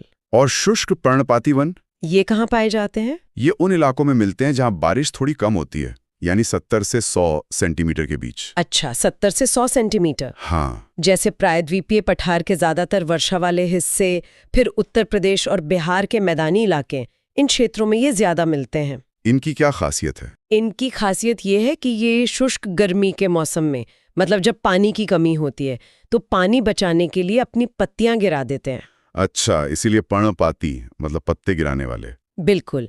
यहाँ आपको तेंदू, पलास, अमलतास, बेल, खैर, एक्सेलवुड जैसे पेड़ आमतौर पर मिल जाएंगे। समझ गया। अब बात करते हैं कांटेदार वनों की। ये तो नाम से ही लग रहा है कि कम बारिश वाले इलाकों में होंगे। बिल्कुल सही पकड़ा। जहाँ सालाना बारिश 70 सेंटीमीटर से भी कम होती है। बहुत कम। हाँ, वहाँ उष्णकटिबंधीय कांटेदार वन और झाड़ियाँ पाई जाती हैं। पानी की इतनी कमी होती है कि यहाँ के पेड़ों में पत्तियां या तो बहुत छोटी होती है या कांटों में बदल जाती हैं ताकि पानी का वाष्पीकरण कम हो। अच्छा, ये एक तरह का अनुकूलन है। हाँ, बिल्कुल। ये आपको गुजरात, राजस्थान, हरियाणा, मध्य प्रदेश, उत्तर प्रदेश के कुछ अर्ध शुष्क क्षेत्रों में देखने को मिलेंगे। और पेड़ कौन से होते हैं यहाँ? बबूल, खैर, खजूर, यूफोर्बियाज और कैक्टस की विभिन्न प्रजातियां यहाँ की मुख्य वनस्पतियां हैं। ठीक है। अब भारत में पहाड़ भी बहुत हैं, जैसे हिमालय, पश्चिमी घाट। वहाँ किस तरह के वन मिलते हैं? हाँ, पर्वतीय क्षेत्रों में वापा बड़ा दिलचस्प है। वहाँ ऊंचाई के साथ तापमान गिरता है और वनस्पति भी बदलती जाती है। एक पैटर्न दिखता है। कैसा पैटर्न? देखिए, लगभग 1000 से 2000 मीटर की ऊंचाई पर जहाँ थोड़ी नमी ज्यादा होती है, वहाँ चौड़े पत्ती वाले सदाबहार पेड़ मिलते हैं, जैसे ओक और चेस्टनट। इन्हें गीले समशीतोष्ण वन या वेट टेम्परेट फॉरेस्ट कहते हैं। ओक और चेस्टनट। अच्छा। फिर थोड़ा और ऊपर जाएं, 1500 से 3000 मीटर के बीच, तो तापमान और कम हो जाता है। यहाँ शंकुधारी पेड़, मतलब जिनकी पत्तियां सुई जैसी नुकीली होती हैं, वो ज्यादा मिलते हैं। जैसे चीड़, देवदार, सिल्वर फर, स्प्रूस, सीडर। ये समशीतोष्ण वन या टेम्परेट फॉरेस्ट कहलाते हैं। ये लकड़ी के लिए बहुत महत्वपूर्ण है। देवदार तो बहुत मशहूर है। जी हाँ। और इससे भी ज्यादा ऊंचाई पर, 3000 मीटर से ऊपर, लगभग 3600 मीटर से ज्यादा ऊंचाई पर जाएं तो एल्पाइन वनस्पति मिलती है। यहाँ पेड़ ज्यादा ऊंचे नहीं होते, बौने रह जाते हैं। Silver fir, juniper, pine, birch यहाँ मिलते हैं। और इसके बाद धीरे धीरे पेड़ खत्म हो जाते हैं और एल्पाइन घास के मैदान शुरू हो जाते हैं। घास के मैदान? हाँ, जिन्हें स्थानीय चरवाहे जैसे हिमालय में गुज्जर और बकरवाल समुदाय के लोग अपने पशुओं को चराने के लिए इस्तेमाल करते हैं। अच्छा। और फिर सबसे ऊपर, जहाँ बर्फ ज्यादा रहती है, वहाँ सिर्फ काई, मॉसेस और लाइकेन जैसी टुंड्रा वनस्पति ही मिलती है। ये तो हुआ हिमालय का। दक्षिण भारत के पहाड़ों पर भी कुछ ऐसा ही होता है? हाँ, दक्षिण भारत में भी ऊंचाई वाले क्षेत्रों जैसे पश्चिमी घाट, विंध्य, नीलगिरी में पर्वतीय वन मिलते हैं, लेकिन यहाँ उन्हें समशीतोष्ण वन कहते हैं। और नीलगिरी, अन्नामलाई, पलनी पहाड़ियों में मिलने वाले खास वनों को शोलास कहा जाता है। शोला वन, इनाम सुना है जी। ठीक है। पहाड़ों के अलावा भारत के तटीय इलाकों में भी खास तरह के वन मिलते हैं, मैंग्रोव। उनकी भी बात करनी चाहिए। हाँ, मैंग्रोव वन तो बहुत ही अनोखे और महत्वपूर्ण है। ये समुद्र तटों पर, खासकर जहाँ नदियां समुद्र में मिलती हैं, यानी डेल्टा वाले खारे या अर्ध खारे पानी के इलाकों में उगते हैं। इनकी क्या खासियत होती है? इनकी जड़ें ऐसी होती हैं जो पानी में डूबी रहती हैं और कीचड़ में इन्हें सांस लेने में मदद करती हैं। ये ज्वार भाटा झेल सकते हैं। अच्छा। और ये तटों को कटाव से बचाते हैं, तूफानों और सुनामी की लहरों के असर को कम करते हैं।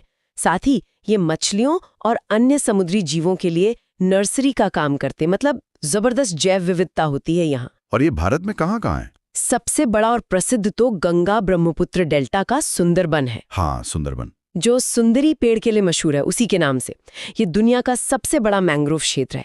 इसके अलावा महानदी, गोदावरी, कृष्णा, कावेरी नदियों के डेल्टा में भी ये पाए जाते हैं। सुंदरी के अलावा और कौन से पेड़ होते हैं यहाँ? यहाँ ताड़, नारियल, केवड़ा, अगर जैसी प्रजातियां भी मिलती हैं। ठीक है।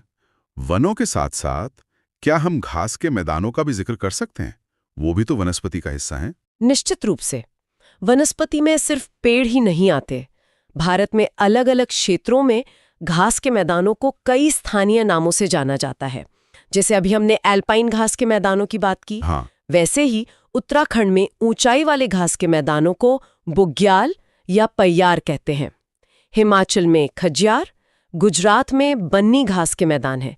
ये भी हमारे पारिस्थितिकी तंत्र का बहुत अहम हिस्सा हैं। एक और चीज जो अक्सर वनों से जोड़कर देखी जाती है वो है झूम खेती। ये क्या है और इसका वनों पर क्या असर होता है? झूम खेती, जिसे स्लैश एंड बर्न यानी काको और जलाओ कृषि भी कहते हैं, ये खेती का एक बहुत पुराना पारंपरिक तरीका है। कैसे करते हैं इसमें? इसमें क्या होता है कि किसान जंगल के किसी एक हिस्से के पेड़ पौधे काटकर उन्हें जला देते हैं। अच्छा। फिर जो राख होती है वो खाद का काम करती है।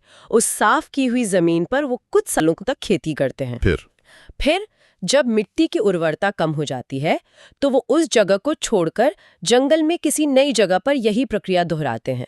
पुरानी जगह को परती छोड़ दिया जाता है ताकि वहां फिर से वनस्पति उग सके। तो ये वनों के लिए नुकसानदायक कैसे हैं? देखिए, पारंपरिक रूप से जब आबादी कम थी और झूम चक्र लंबा होता था तब शायद ये उतना नुकसानदायक नहीं था। लेकिन अब बढ़ती आबादी के दबाव में झूम चक्र छोटा हो गया है। मतलब जमीन को दोबारा पनपने का पूरा समय नहीं मिल पाता। इससे वनों का क्षरण होता है और जैव विविधता को नुकसान पहुंचता है। इसके कुछ स्थानीय नाम भी हैं शायद? हाँ, बिल्कुल। भारत में ही इसके कई नाम हैं। उत्तर पूर्वी राज्यों में इसे झूमिंग कहते हैं, जो सबसे कॉमन नाम है। मध्य प्रदेश में बेवर या दहिया, आंध्र प्रदेश में पोडू या पेंडा, उड़ीसा में पामाडाबी, पश्चिमी घाट में कुमारी। दुनिया भर में भी इसके अलग अलग नाम हैं। ये जानना भी जरूरी है। अच्छा, अगर हम भारत में वनों की वर्तमान स्थिति की बात करें तो कोई खास जानकारी जो हमारे सुनने वालों के लिए उपयोगी हो? हाँ, देखिए, भारत सरकार की भारत राज्य one report, India state of forest report ISFR, नियमित रूप से आती है, जो हमें बताती है कि देश में और अलग अलग राज्यों में वन आवरण कितना है, कहाँ बढ़ा है, कहाँ घटा है। अच्छा, जैसे अगर क्षेत्रफल के हिसाब से देखें तो आमतौर पर मध्य प्रदेश में सबसे ज्यादा वन क्षेत्र पाया जाता है। लेकिन अगर राज्य के कुल क्षेत्रफल के प्रतिशत के हिसाब से देखें तो मिजोरम अक्सर सबसे आगे रहता है। अगर केंद्र शासित प्रदेशों को भी शामिल करें तो लक्षद्वीप में प्रतिशत बहुत ज्यादा है। और सबसे कम कहाँ है? सबसे कम वन आवरण वाले राज्यों में हरियाणा का नाम आता है। ये आंकड़े बदलते रहते होंगे हर रिपोर्ट में? हाँ, बिल्कुल। किस राज्य में वन क्षेत्र में सबसे ज्यादा वृद्धि हुई या कहाँ सबसे ज्यादा कमी आई, ये आंकड़े हर 2 साल में आने वाली रिपोर्ट में अपडेट होते हैं। ये रिपोर्ट वनों के प्रबंधन और संरक्षण की नीतियां बनाने के लिए बहुत महत्वपूर्ण होती है। तो ये थी भारत के विविध वनों की एक, कह सकते हैं, संक्षिप्त सी झलक। हर प्रकार का वन अपने आप में कितना खास है और देश की प्राकृतिक संपदा का कितना महत्वपूर्ण हिस्सा है। बिल्कुल, ये विविधता ही तो भारत की एक बड़ी पहचान है और पर्यावरण संतुलन के लिए ये बहुत जरूरी भी है। तो इन विभिन्न प्रकार के वनों और उनकी विशेषताओं के बारे में जानकर कैसा लगा?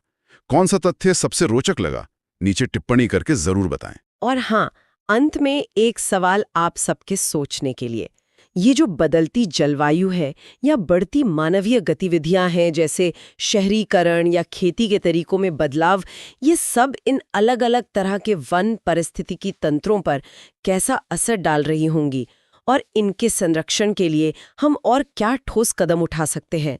सोचिएगा जरूर। अब मेरा अगला विषय है भारत की मृदा यानी मिट्टी। मिट्टी। देखिए, मिट्टी सिर्फ धूल या जमीन का टुकड़ा नहीं है ना। ये तो हमारे देश की, मतलब कृषि की जान है, भूगोल का आधार है। सही कहा। और भारत में तो मिट्टियों की इतनी विविधता है, कमाल की। हाँ, और ये जानना प्रतियोगी परीक्षाओं के लिहाज से भी बहुत जरूरी हो जाता है। बिल्कुल सही। अच्छा, मिट्टी बनती कैसे है ये भी समझना जरूरी है। ये कई चीजों पर निर्भर करता है। जैसे वहाँ का मौसम कैसा है, मतलब जलवायु, फिर वो किस चट्टान से बनी है, जो मूल चट्टान होती है, जमीन की ढलान कैसी है, स्थलाकृति, अच्छा, वहाँ पेड़ पौधे, जीव जंतु कैसे हैं, और हाँ, सबसे जरूरी, कितना समय लगा है उसे बनने में। ये सब मिलकर तय करते हैं कि मिट्टी कैसी होगी। तो आज हम भारत की कुछ मुख्य मिट्टियों को समझेंगे। हाँ, बिल्कुल। जैसे जलोढ़ है, लाल मिट्टी, काली मिट्टी, लैटेराइट, मरुस्थलीय, पर्वतीय, और वो पीठ में या दलदली मिट्टी भी। हाँ, इन सब पर बात करेंगे। तो चलिए भारत की मिट्टियों की इस दुनिया में थोड़ा गहरा उतरते हैं। सबसे पहले बात करते हैं जलोढ़ मिट्टी की। Alluvial soil. हाँ, ये तो सबसे ज्यादा फैली हुई है शायद। बिल्कुल, भारत के सबसे बड़े हिस्से पर, करीब आप मान लीजिए 43% भाग पर यही मिट्टी है। अरे वाह, 43%। मतलब कहाँ उत्तरी मैदानों में? हाँ, पूरा उत्तरी मैदान, पंजाब, यूपी, बिहार, बंगाल, सब।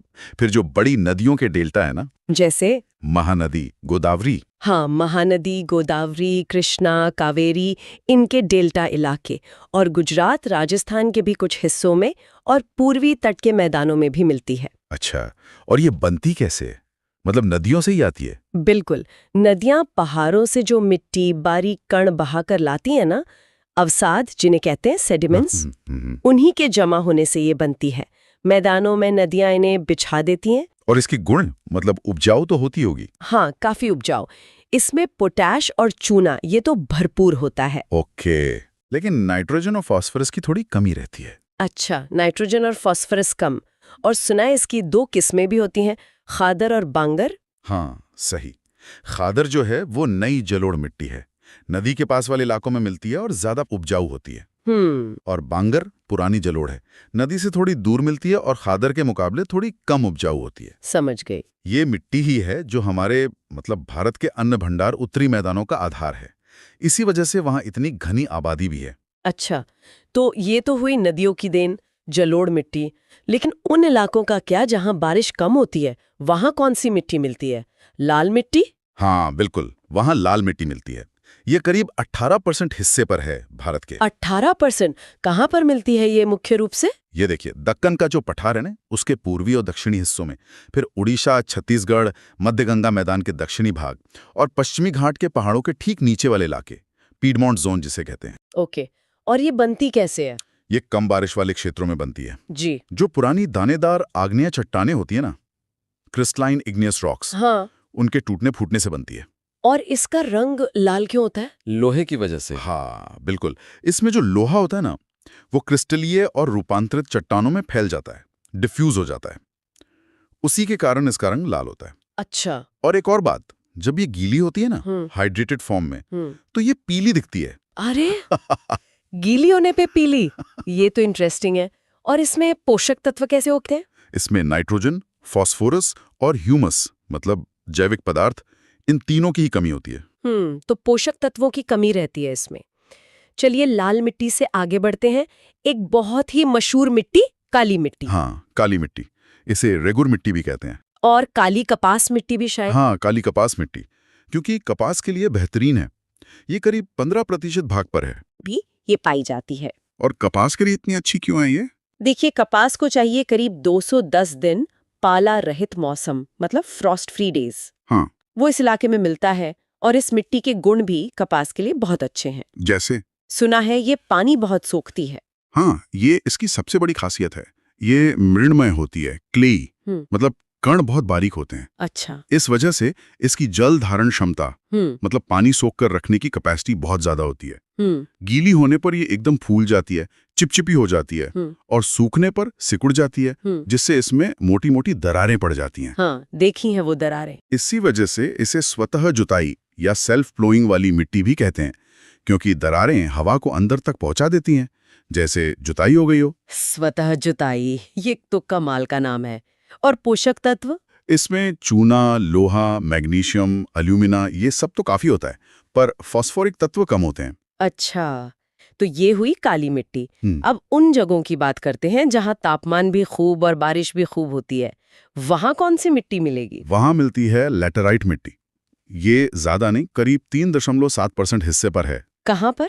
कर्नाटक, केरला, तमिलनाडु, मध्य प्रदेश, ओडिशा और असम के जो पहाड़ी इलाके हैं ना, जहां तापमान भी ऊंचा रहता है और बारिश भी भारी होती है। और ये बनती कैसे है? भारी बारिश से। हाँ। भारी बारिश के कारण होता है तीव्र निक्षालन, जिसे लीचिंग कहते हैं। लीचिंग मतलब भारी बारिश मिट्टी के जो घुलनशील तत्व हैं, जैसे सिलिका, उन्हें नीचे बहा ले जाती है। ऊपर रह जाते हैं लोहे और एल्यूमिनियम के ऑक्साइड्स। अच्छा, पोषक तत्व बह जाते हैं। और ज्यादा तापमान की वजह से ह्यूमस बनाने वाले बैक्टीरिया भी मर जाते हैं या पनप नहीं पाते, इसलिए इसमें ह्यूमस भी कम होता है। तो फिर ये किस काम आती है? ये चाय, कॉफी, काजू जैसी फसलों के लिए अच्छी मानी जाती है। और एक बात, सूखने पर ये ईंट जैसी सख्त हो जाती है। ईंट जैसी? हाँ, इसीलिए शायद इसका नाम लैटेराइट पड़ा। लैटर मतलब ईंट। कहते हैं पुराने जमाने में इसे घर बनाने में भी इस्तेमाल करते थे। दिलचस्प है। अच्छा, अब रेगिस्तानी इलाकों की तरफ चलें, जैसे पश्चिमी राजस्थान। बिल्कुल, वहां मिलती है मरुस्थलीय मिट्टी। नाम से ही जाहिर है। रेतीली होगी। हाँ, रेतीली होती है और इसमें लवण मतलब नमक की मात्रा काफी ज्यादा होती है, सलाइन। ह्यूमस और नमी की तो बहुत कमी होती है और कई बार जमीन के नीचे थोड़ी गहराई पर चूने के कंकड़ों की एक परत बन जाती है। कंकड़ की परत, वो क्या करती है? वो पानी को नीचे रिसने से रोकती है। लेकिन हाँ, अगर सिंचाई की अच्छी व्यवस्था हो जाए तो इसमें भी खेती की जा सकती है। अच्छा, सिंचाई से खेती मुमकिन है। और पहाड़ों पर कैसी मिट्टी होती है, वन मिट्टी जिसे कहते हैं? हाँ, पर्वतीय मिट्टी या वन मिट्टी ये जगह के हिसाब से बहुत बदलती है। मतलब नदी घाटियों में ये दोमट या सिल्टी टाइप की हो सकती है। अच्छा, उपजाऊ, लेकिन जैसे जैसे आप ऊपरी ढलानों पे जाएंगे मिट्टी में मोटे कण ज्यादा मिलेंगे और वो कम उपजाऊ होगी। और बर्फीले इलाकों में, हिमालय में? हिमालय जैसे बर्फीले इलाकों में ये अक्सर अम्लीय होती है, एसिडिक, और ह्यूमस भी बहुत कम होता है। लेकिन निचली घाटियों में जहां जंगल वगैरह हैं वहां ये उपजाऊ भी हो सकती है। ओके, और एक आखिरी प्रकार बचा, पीठ में या दलदली मिट्टी। हाँ, पीटी या मार्शी सॉइल। ये उन क्षेत्रों में मिलती है जहां भारी बारिश होती है और नमी बहुत ज्यादा रहती है। जैसे तटीय ओडिशा, सुंदरवन का इलाका, बिहार के कुछ उत्तरी भाग और उत्तराखंड में अल्मोड़ा के आसपास। अच्छा, और इसकी क्या खासियत है? इसमें ह्यूमस और जैविक पदार्थ बहुत ज्यादा होते हैं, क्योंकि नमी के कारण जैविक पदार्थ पूरी तरह सड़ नहीं पाते। ये अक्सर थोड़ी क्षारीय, एल्कलाइन नेचर की होती हैं और दिखने में भारी गहरे काले रंग की होती हैं। दलदली इलाकों की खास मिट्टी है ये। तो ये थी भारत की मुख्य मिट्टियों की कहानी। वाकई कितनी ज्यादा विविधता है हमारे देश में। बिल्कुल, अलग अलग क्षेत्र, अलग अलग जलवायु और उसी हिसाब से अलग अलग मिट्टी। और फिर उस मिट्टी पर उगने वाली फसलें भी अलग, लोगों का जीवन भी उस पर निर्भर करता है। सही कहा। और ये सारी जानकारी, मतलब कौन सी मिट्टी कहाँ मिलती है, उसकी क्या खासियत है, कौन सी फसल के लिए उपयुक्त है, ये सब प्रतियोगी परीक्षाओं के नजरिए से बहुत ही महत्वपूर्ण है। हाँ, ये तो है। अक्सर सवाल पूछे जाते हैं इनसे। बिल्कुल। तो श्रोताओं को भारत की इन अलग अलग मिट्टियों के बारे में जानकर कैसा लगा? ये जरूर सोचिएगा कि आप जिस क्षेत्र में रहते हैं वहां कौन सी मिट्टी प्रमुख है। अगर चाहें तो कमेंट्स में जरूर बताइएगा। हाँ, और जाते जाते एक सवाल छोड़ जाते हैं सबके लिए, कभी इस पर सोचिएगा जरूर। कैसे किसी जगह की मिट्टी सिर्फ वहां की खेती या अर्थव्यवस्था को ही नहीं, बल्कि वहां के खान पान, रहन सहन, यहां तक के संस्कृति को भी गहराई से प्रभावित करती है, इस पर विचार कीजिएगा। तो चलिए आज भारत के राष्ट्रीय उद्यानों की दुनिया में चलते हैं। ये जगहें घूमने फिरने के लिहाज से तो खूबसूरत हैं ही, लेकिन प्रतियोगी परीक्षाओं के लिए भी काफी इंपॉर्टेंट है। हाँ, बिल्कुल। अक्सर सवाल बनते हैं इनसे। सही कहा। और देखिए, ये पार्क हमारी जो प्राकृतिक धरोहर है, खासकर वन्य जीव और जो अलग अलग तरह के पेड़ पौधे हैं, मतलब जैव विविधता, उसे बचाने के लिए बहुत जरूरी है। हम कुछ खास राज्यों के, मतलब जो सबसे महत्वपूर्ण पार्क है, उन पर आज बात करेंगे। देखेंगे कि क्या चीज उन्हें खास बनाती है। बढ़िया। तो फिर कहाँ से शुरू करें? पूर्वोत्तर से? असम? हाँ, असम ठीक रहेगा। असम का नाम सुनते ही मेरे ख्याल से तो सबसे पहले काजीरंगा का ही ध्यान आता है ना, एक सींग वाले गैंडे के लिए। हाँ, बिल्कुल। काजीरंगा मतलब वो तो आइकॉनिक है एक सींग वाले गैंडे के लिए, पूरी दुनिया में फेमस। सही। पर ऐसा नहीं कि असम में सिर्फ काजीरंगा ही है, मानस राष्ट्रीय उद्यान भी है, वो भी बहुत महत्वपूर्ण है। हाँ, बाघों के लिए शायद, और जंगली भैंसों के लिए भी। जी बिल्कुल। बाघ और जंगली भैंसें, उसके अलावा भी है, जैसे डिब्रू सैखोवा है, नामेरी, ओरांग, और अभी हाल में 2 और बने हैं, रायमोना और देहिंग पटकाई। अच्छा। तो काफी वन्यजीव संपदा है वहाँ। अच्छा, तो ये तो हुई गैंडों की बात।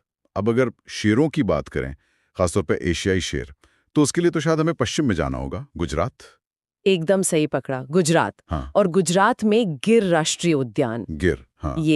ये समझना बहुत जरूरी है कि गिर पूरी दुनिया में इकलौती, मतलब एकमात्र जगह है जहां एशियाई शेर अपने प्राकृतिक घर में रहते हैं। अच्छा, ये तो बहुत महत्वपूर्ण फैक्ट है। हाँ, परीक्षाओं में अक्सर ये पूछ लेते हैं कि एशियाई शेर प्राकृतिक रूप से कहाँ पाए जाते हैं। हाँ। तो जवाब है गिर। और गिर के अलावा गुजरात में? गिर के अलावा देखिए, समुद्र के किनारे मरीन नेशनल पार्क है।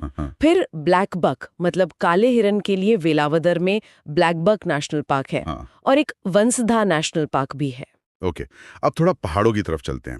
उत्तराखंड, यहाँ तो भारत का सबसे पहला राष्ट्रीय उद्यान है ना, जिम कॉर्बेट। हाँ, जिम कॉर्बेट, इसका इतिहास बड़ा दिलचस्प है। ये बना था 1936 में। 1936, काफी पुराना। जी, और तब इसका नाम हेली नेशनल पार्क था। ये भारत का पहला नेशनल पार्क था। पहला national park. Heli national park, बाद में जिम कॉर्बेट। बिल्कुल। और एक और खास बात इससे जुड़ी हुई है, 1973 में जो प्रोजेक्ट टाइगर शुरू हुआ था। हाँ, बाघों को बचाने के लिए। जी, वो यहीं से जिम कॉर्बेट से ही लॉन्च किया गया था। तो ये दोनों ही बातें, मतलब पहला पार्क होना और प्रोजेक्ट टाइगर की शुरुआत, इसे बहुत खास बनाती हैं। बिल्कुल। और उत्तराखंड में वो फूलों की घाटी भी तो है। हाँ, फूलों की घाटी, वैली ऑफ फ्लावर्स, वो तो यूनेस्को की विश्व धरोहर सूची में भी शामिल है। बहुत खूबसूरत जगह है। और नंदा देवी और राजाजी नेशनल पार्क भी उत्तराखंड में ही है। वाकई। अच्छा, एक और अनोखी बात सुनी थी मैंने, भारत में एक ऐसा पार्क भी है जो तैरता हुआ है।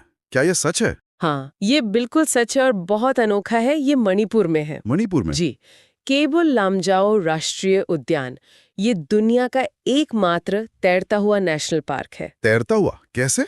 ये लोकतक झील पर है। उस झील पर ना वनस्पति तैरती रहती है, जिन्हें फुमडी कहते हैं। उन्हीं फुमडीज पर ये पूरा पार्क बसा हुआ है। कमाल है, फुमडी पर बसा पार्क। हाँ, और ये संगाई हिरण का घर भी है, जो सिर्फ यहीं पाया जाता है। अपनी इसी खासियत की वजह से ये बहुत फेमस है। अद्भुत। अच्छा, अब एक सवाल। हाँ। सबसे ज्यादा राष्ट्रीय उद्यान किस राज्य में है? मुझे लगता है शायद मध्य प्रदेश। बिल्कुल सही अंदाजा, मध्य प्रदेश। इसे टाइगर स्टेट भी कहते हैं। हाँ, सुना है। और यहाँ राष्ट्रीय उद्यानों की संख्या सबसे ज्यादा है, जैसे कान्हा, बांधवगढ़ तो बाघों के घनत्व के लिए, मतलब टाइगर डेंसिटी के लिए जाना जाता है। अच्छा। फिर पेंच है, पन्ना, सतपुड़ा, कई महत्वपूर्ण पार्क है मध्य प्रदेश में। और पास में ही राजस्थान है, वहां भी तो है टाइगर रिजर्व। हाँ, राजस्थान में रणथंभौर और सरिस्का, ये दोनों बाघों के लिए बहुत प्रसिद्ध हैं। रणथंभौर तो काफी फेमस है। जी, और राजस्थान का एक और बहुत महत्वपूर्ण पार्क है केवलादेव राष्ट्रीय उद्यान, जिसे पहले भरतपुर पक्षी विहार कहते थे। हाँ, पक्षियों के लिए। जी, खासकर प्रवासी पक्षियों के लिए, साइबेरियन क्रेन वगैरह के लिए तो ये एक स्वर्ग जैसा है। ओके, अब थोड़ा और उत्तर की ओर चलते हैं, ऊंचे पहाड़ों की तरफ, जम्मू कश्मीर और लद्दाख। हाँ, तो अब लद्दाख अलग केंद्र शासित प्रदेश है। वहाँ है हेमिस राष्ट्रीय उद्यान। हेमिस, ये भारत का सबसे बड़ा नेशनल पार्क है क्षेत्रफल के हिसाब से, और ये बर्फीले तेंदुए, मतलब स्नो लेपर्ड, के लिए बहुत मशहूर है। स्नो लेपर्ड, वो तो लद्दाख का राज्य पशु भी है शायद। बिल्कुल सही, स्नो लेपर्ड लद्दाख का राज्य पशु है और हेमिस उसका एक बड़ा गढ़ है। और जम्मू कश्मीर में? जम्मू कश्मीर में दाचीगाम राष्ट्रीय उद्यान है। ये खास तौर पर कश्मीरी हंगुल हिरन के लिए जाना जाता है। हंगुल, ओके। इसके अलावा किश्तवाड़ नेशनल पार्क है और सलीम अली नेशनल पार्क, जिसे सिटी फॉरेस्ट नेशनल पार्क भी कहते हैं, ये भी इसी क्षेत्र में है। वाह, बढ़िया। तो ये थे भारत के कुछ जाने माने राष्ट्रीय उद्यान और उनसे जुड़ी कुछ खास बातें जो परीक्षाओं के नजरिए से महत्वपूर्ण हो सकती हैं। हाँ, और ये न सिर्फ परीक्षाओं के लिए बल्कि ये जानने के लिए भी जरूरी है कि हमारे देश में कितनी अलग अलग तरह की भौगोलिक और पारिस्थितिकी स्थितियां हैं। सही बात है। और कैसे हमने अपनी इस अनोखी वन्य जीव विरासत को बचाने की कोशिश की है। इन पार्कों का संरक्षण में योगदान वाकई मतलब अमूल्य है। बिल्कुल। खैर, इतनी सारी बातें हुई, अब हम अपने श्रोताओं से भी जानना चाहेंगे, आपको इन सब जानकारियों में सबसे दिलचस्प क्या लगा, या कौन सा नेशनल पार्क आपको सबसे ज्यादा आकर्षित करता है, जिसके बारे में आप और जानना चाहेंगे। हाँ, जरूर बताएं। नीचे कमेंट्स में अपने विचार साझा कर सकते हैं।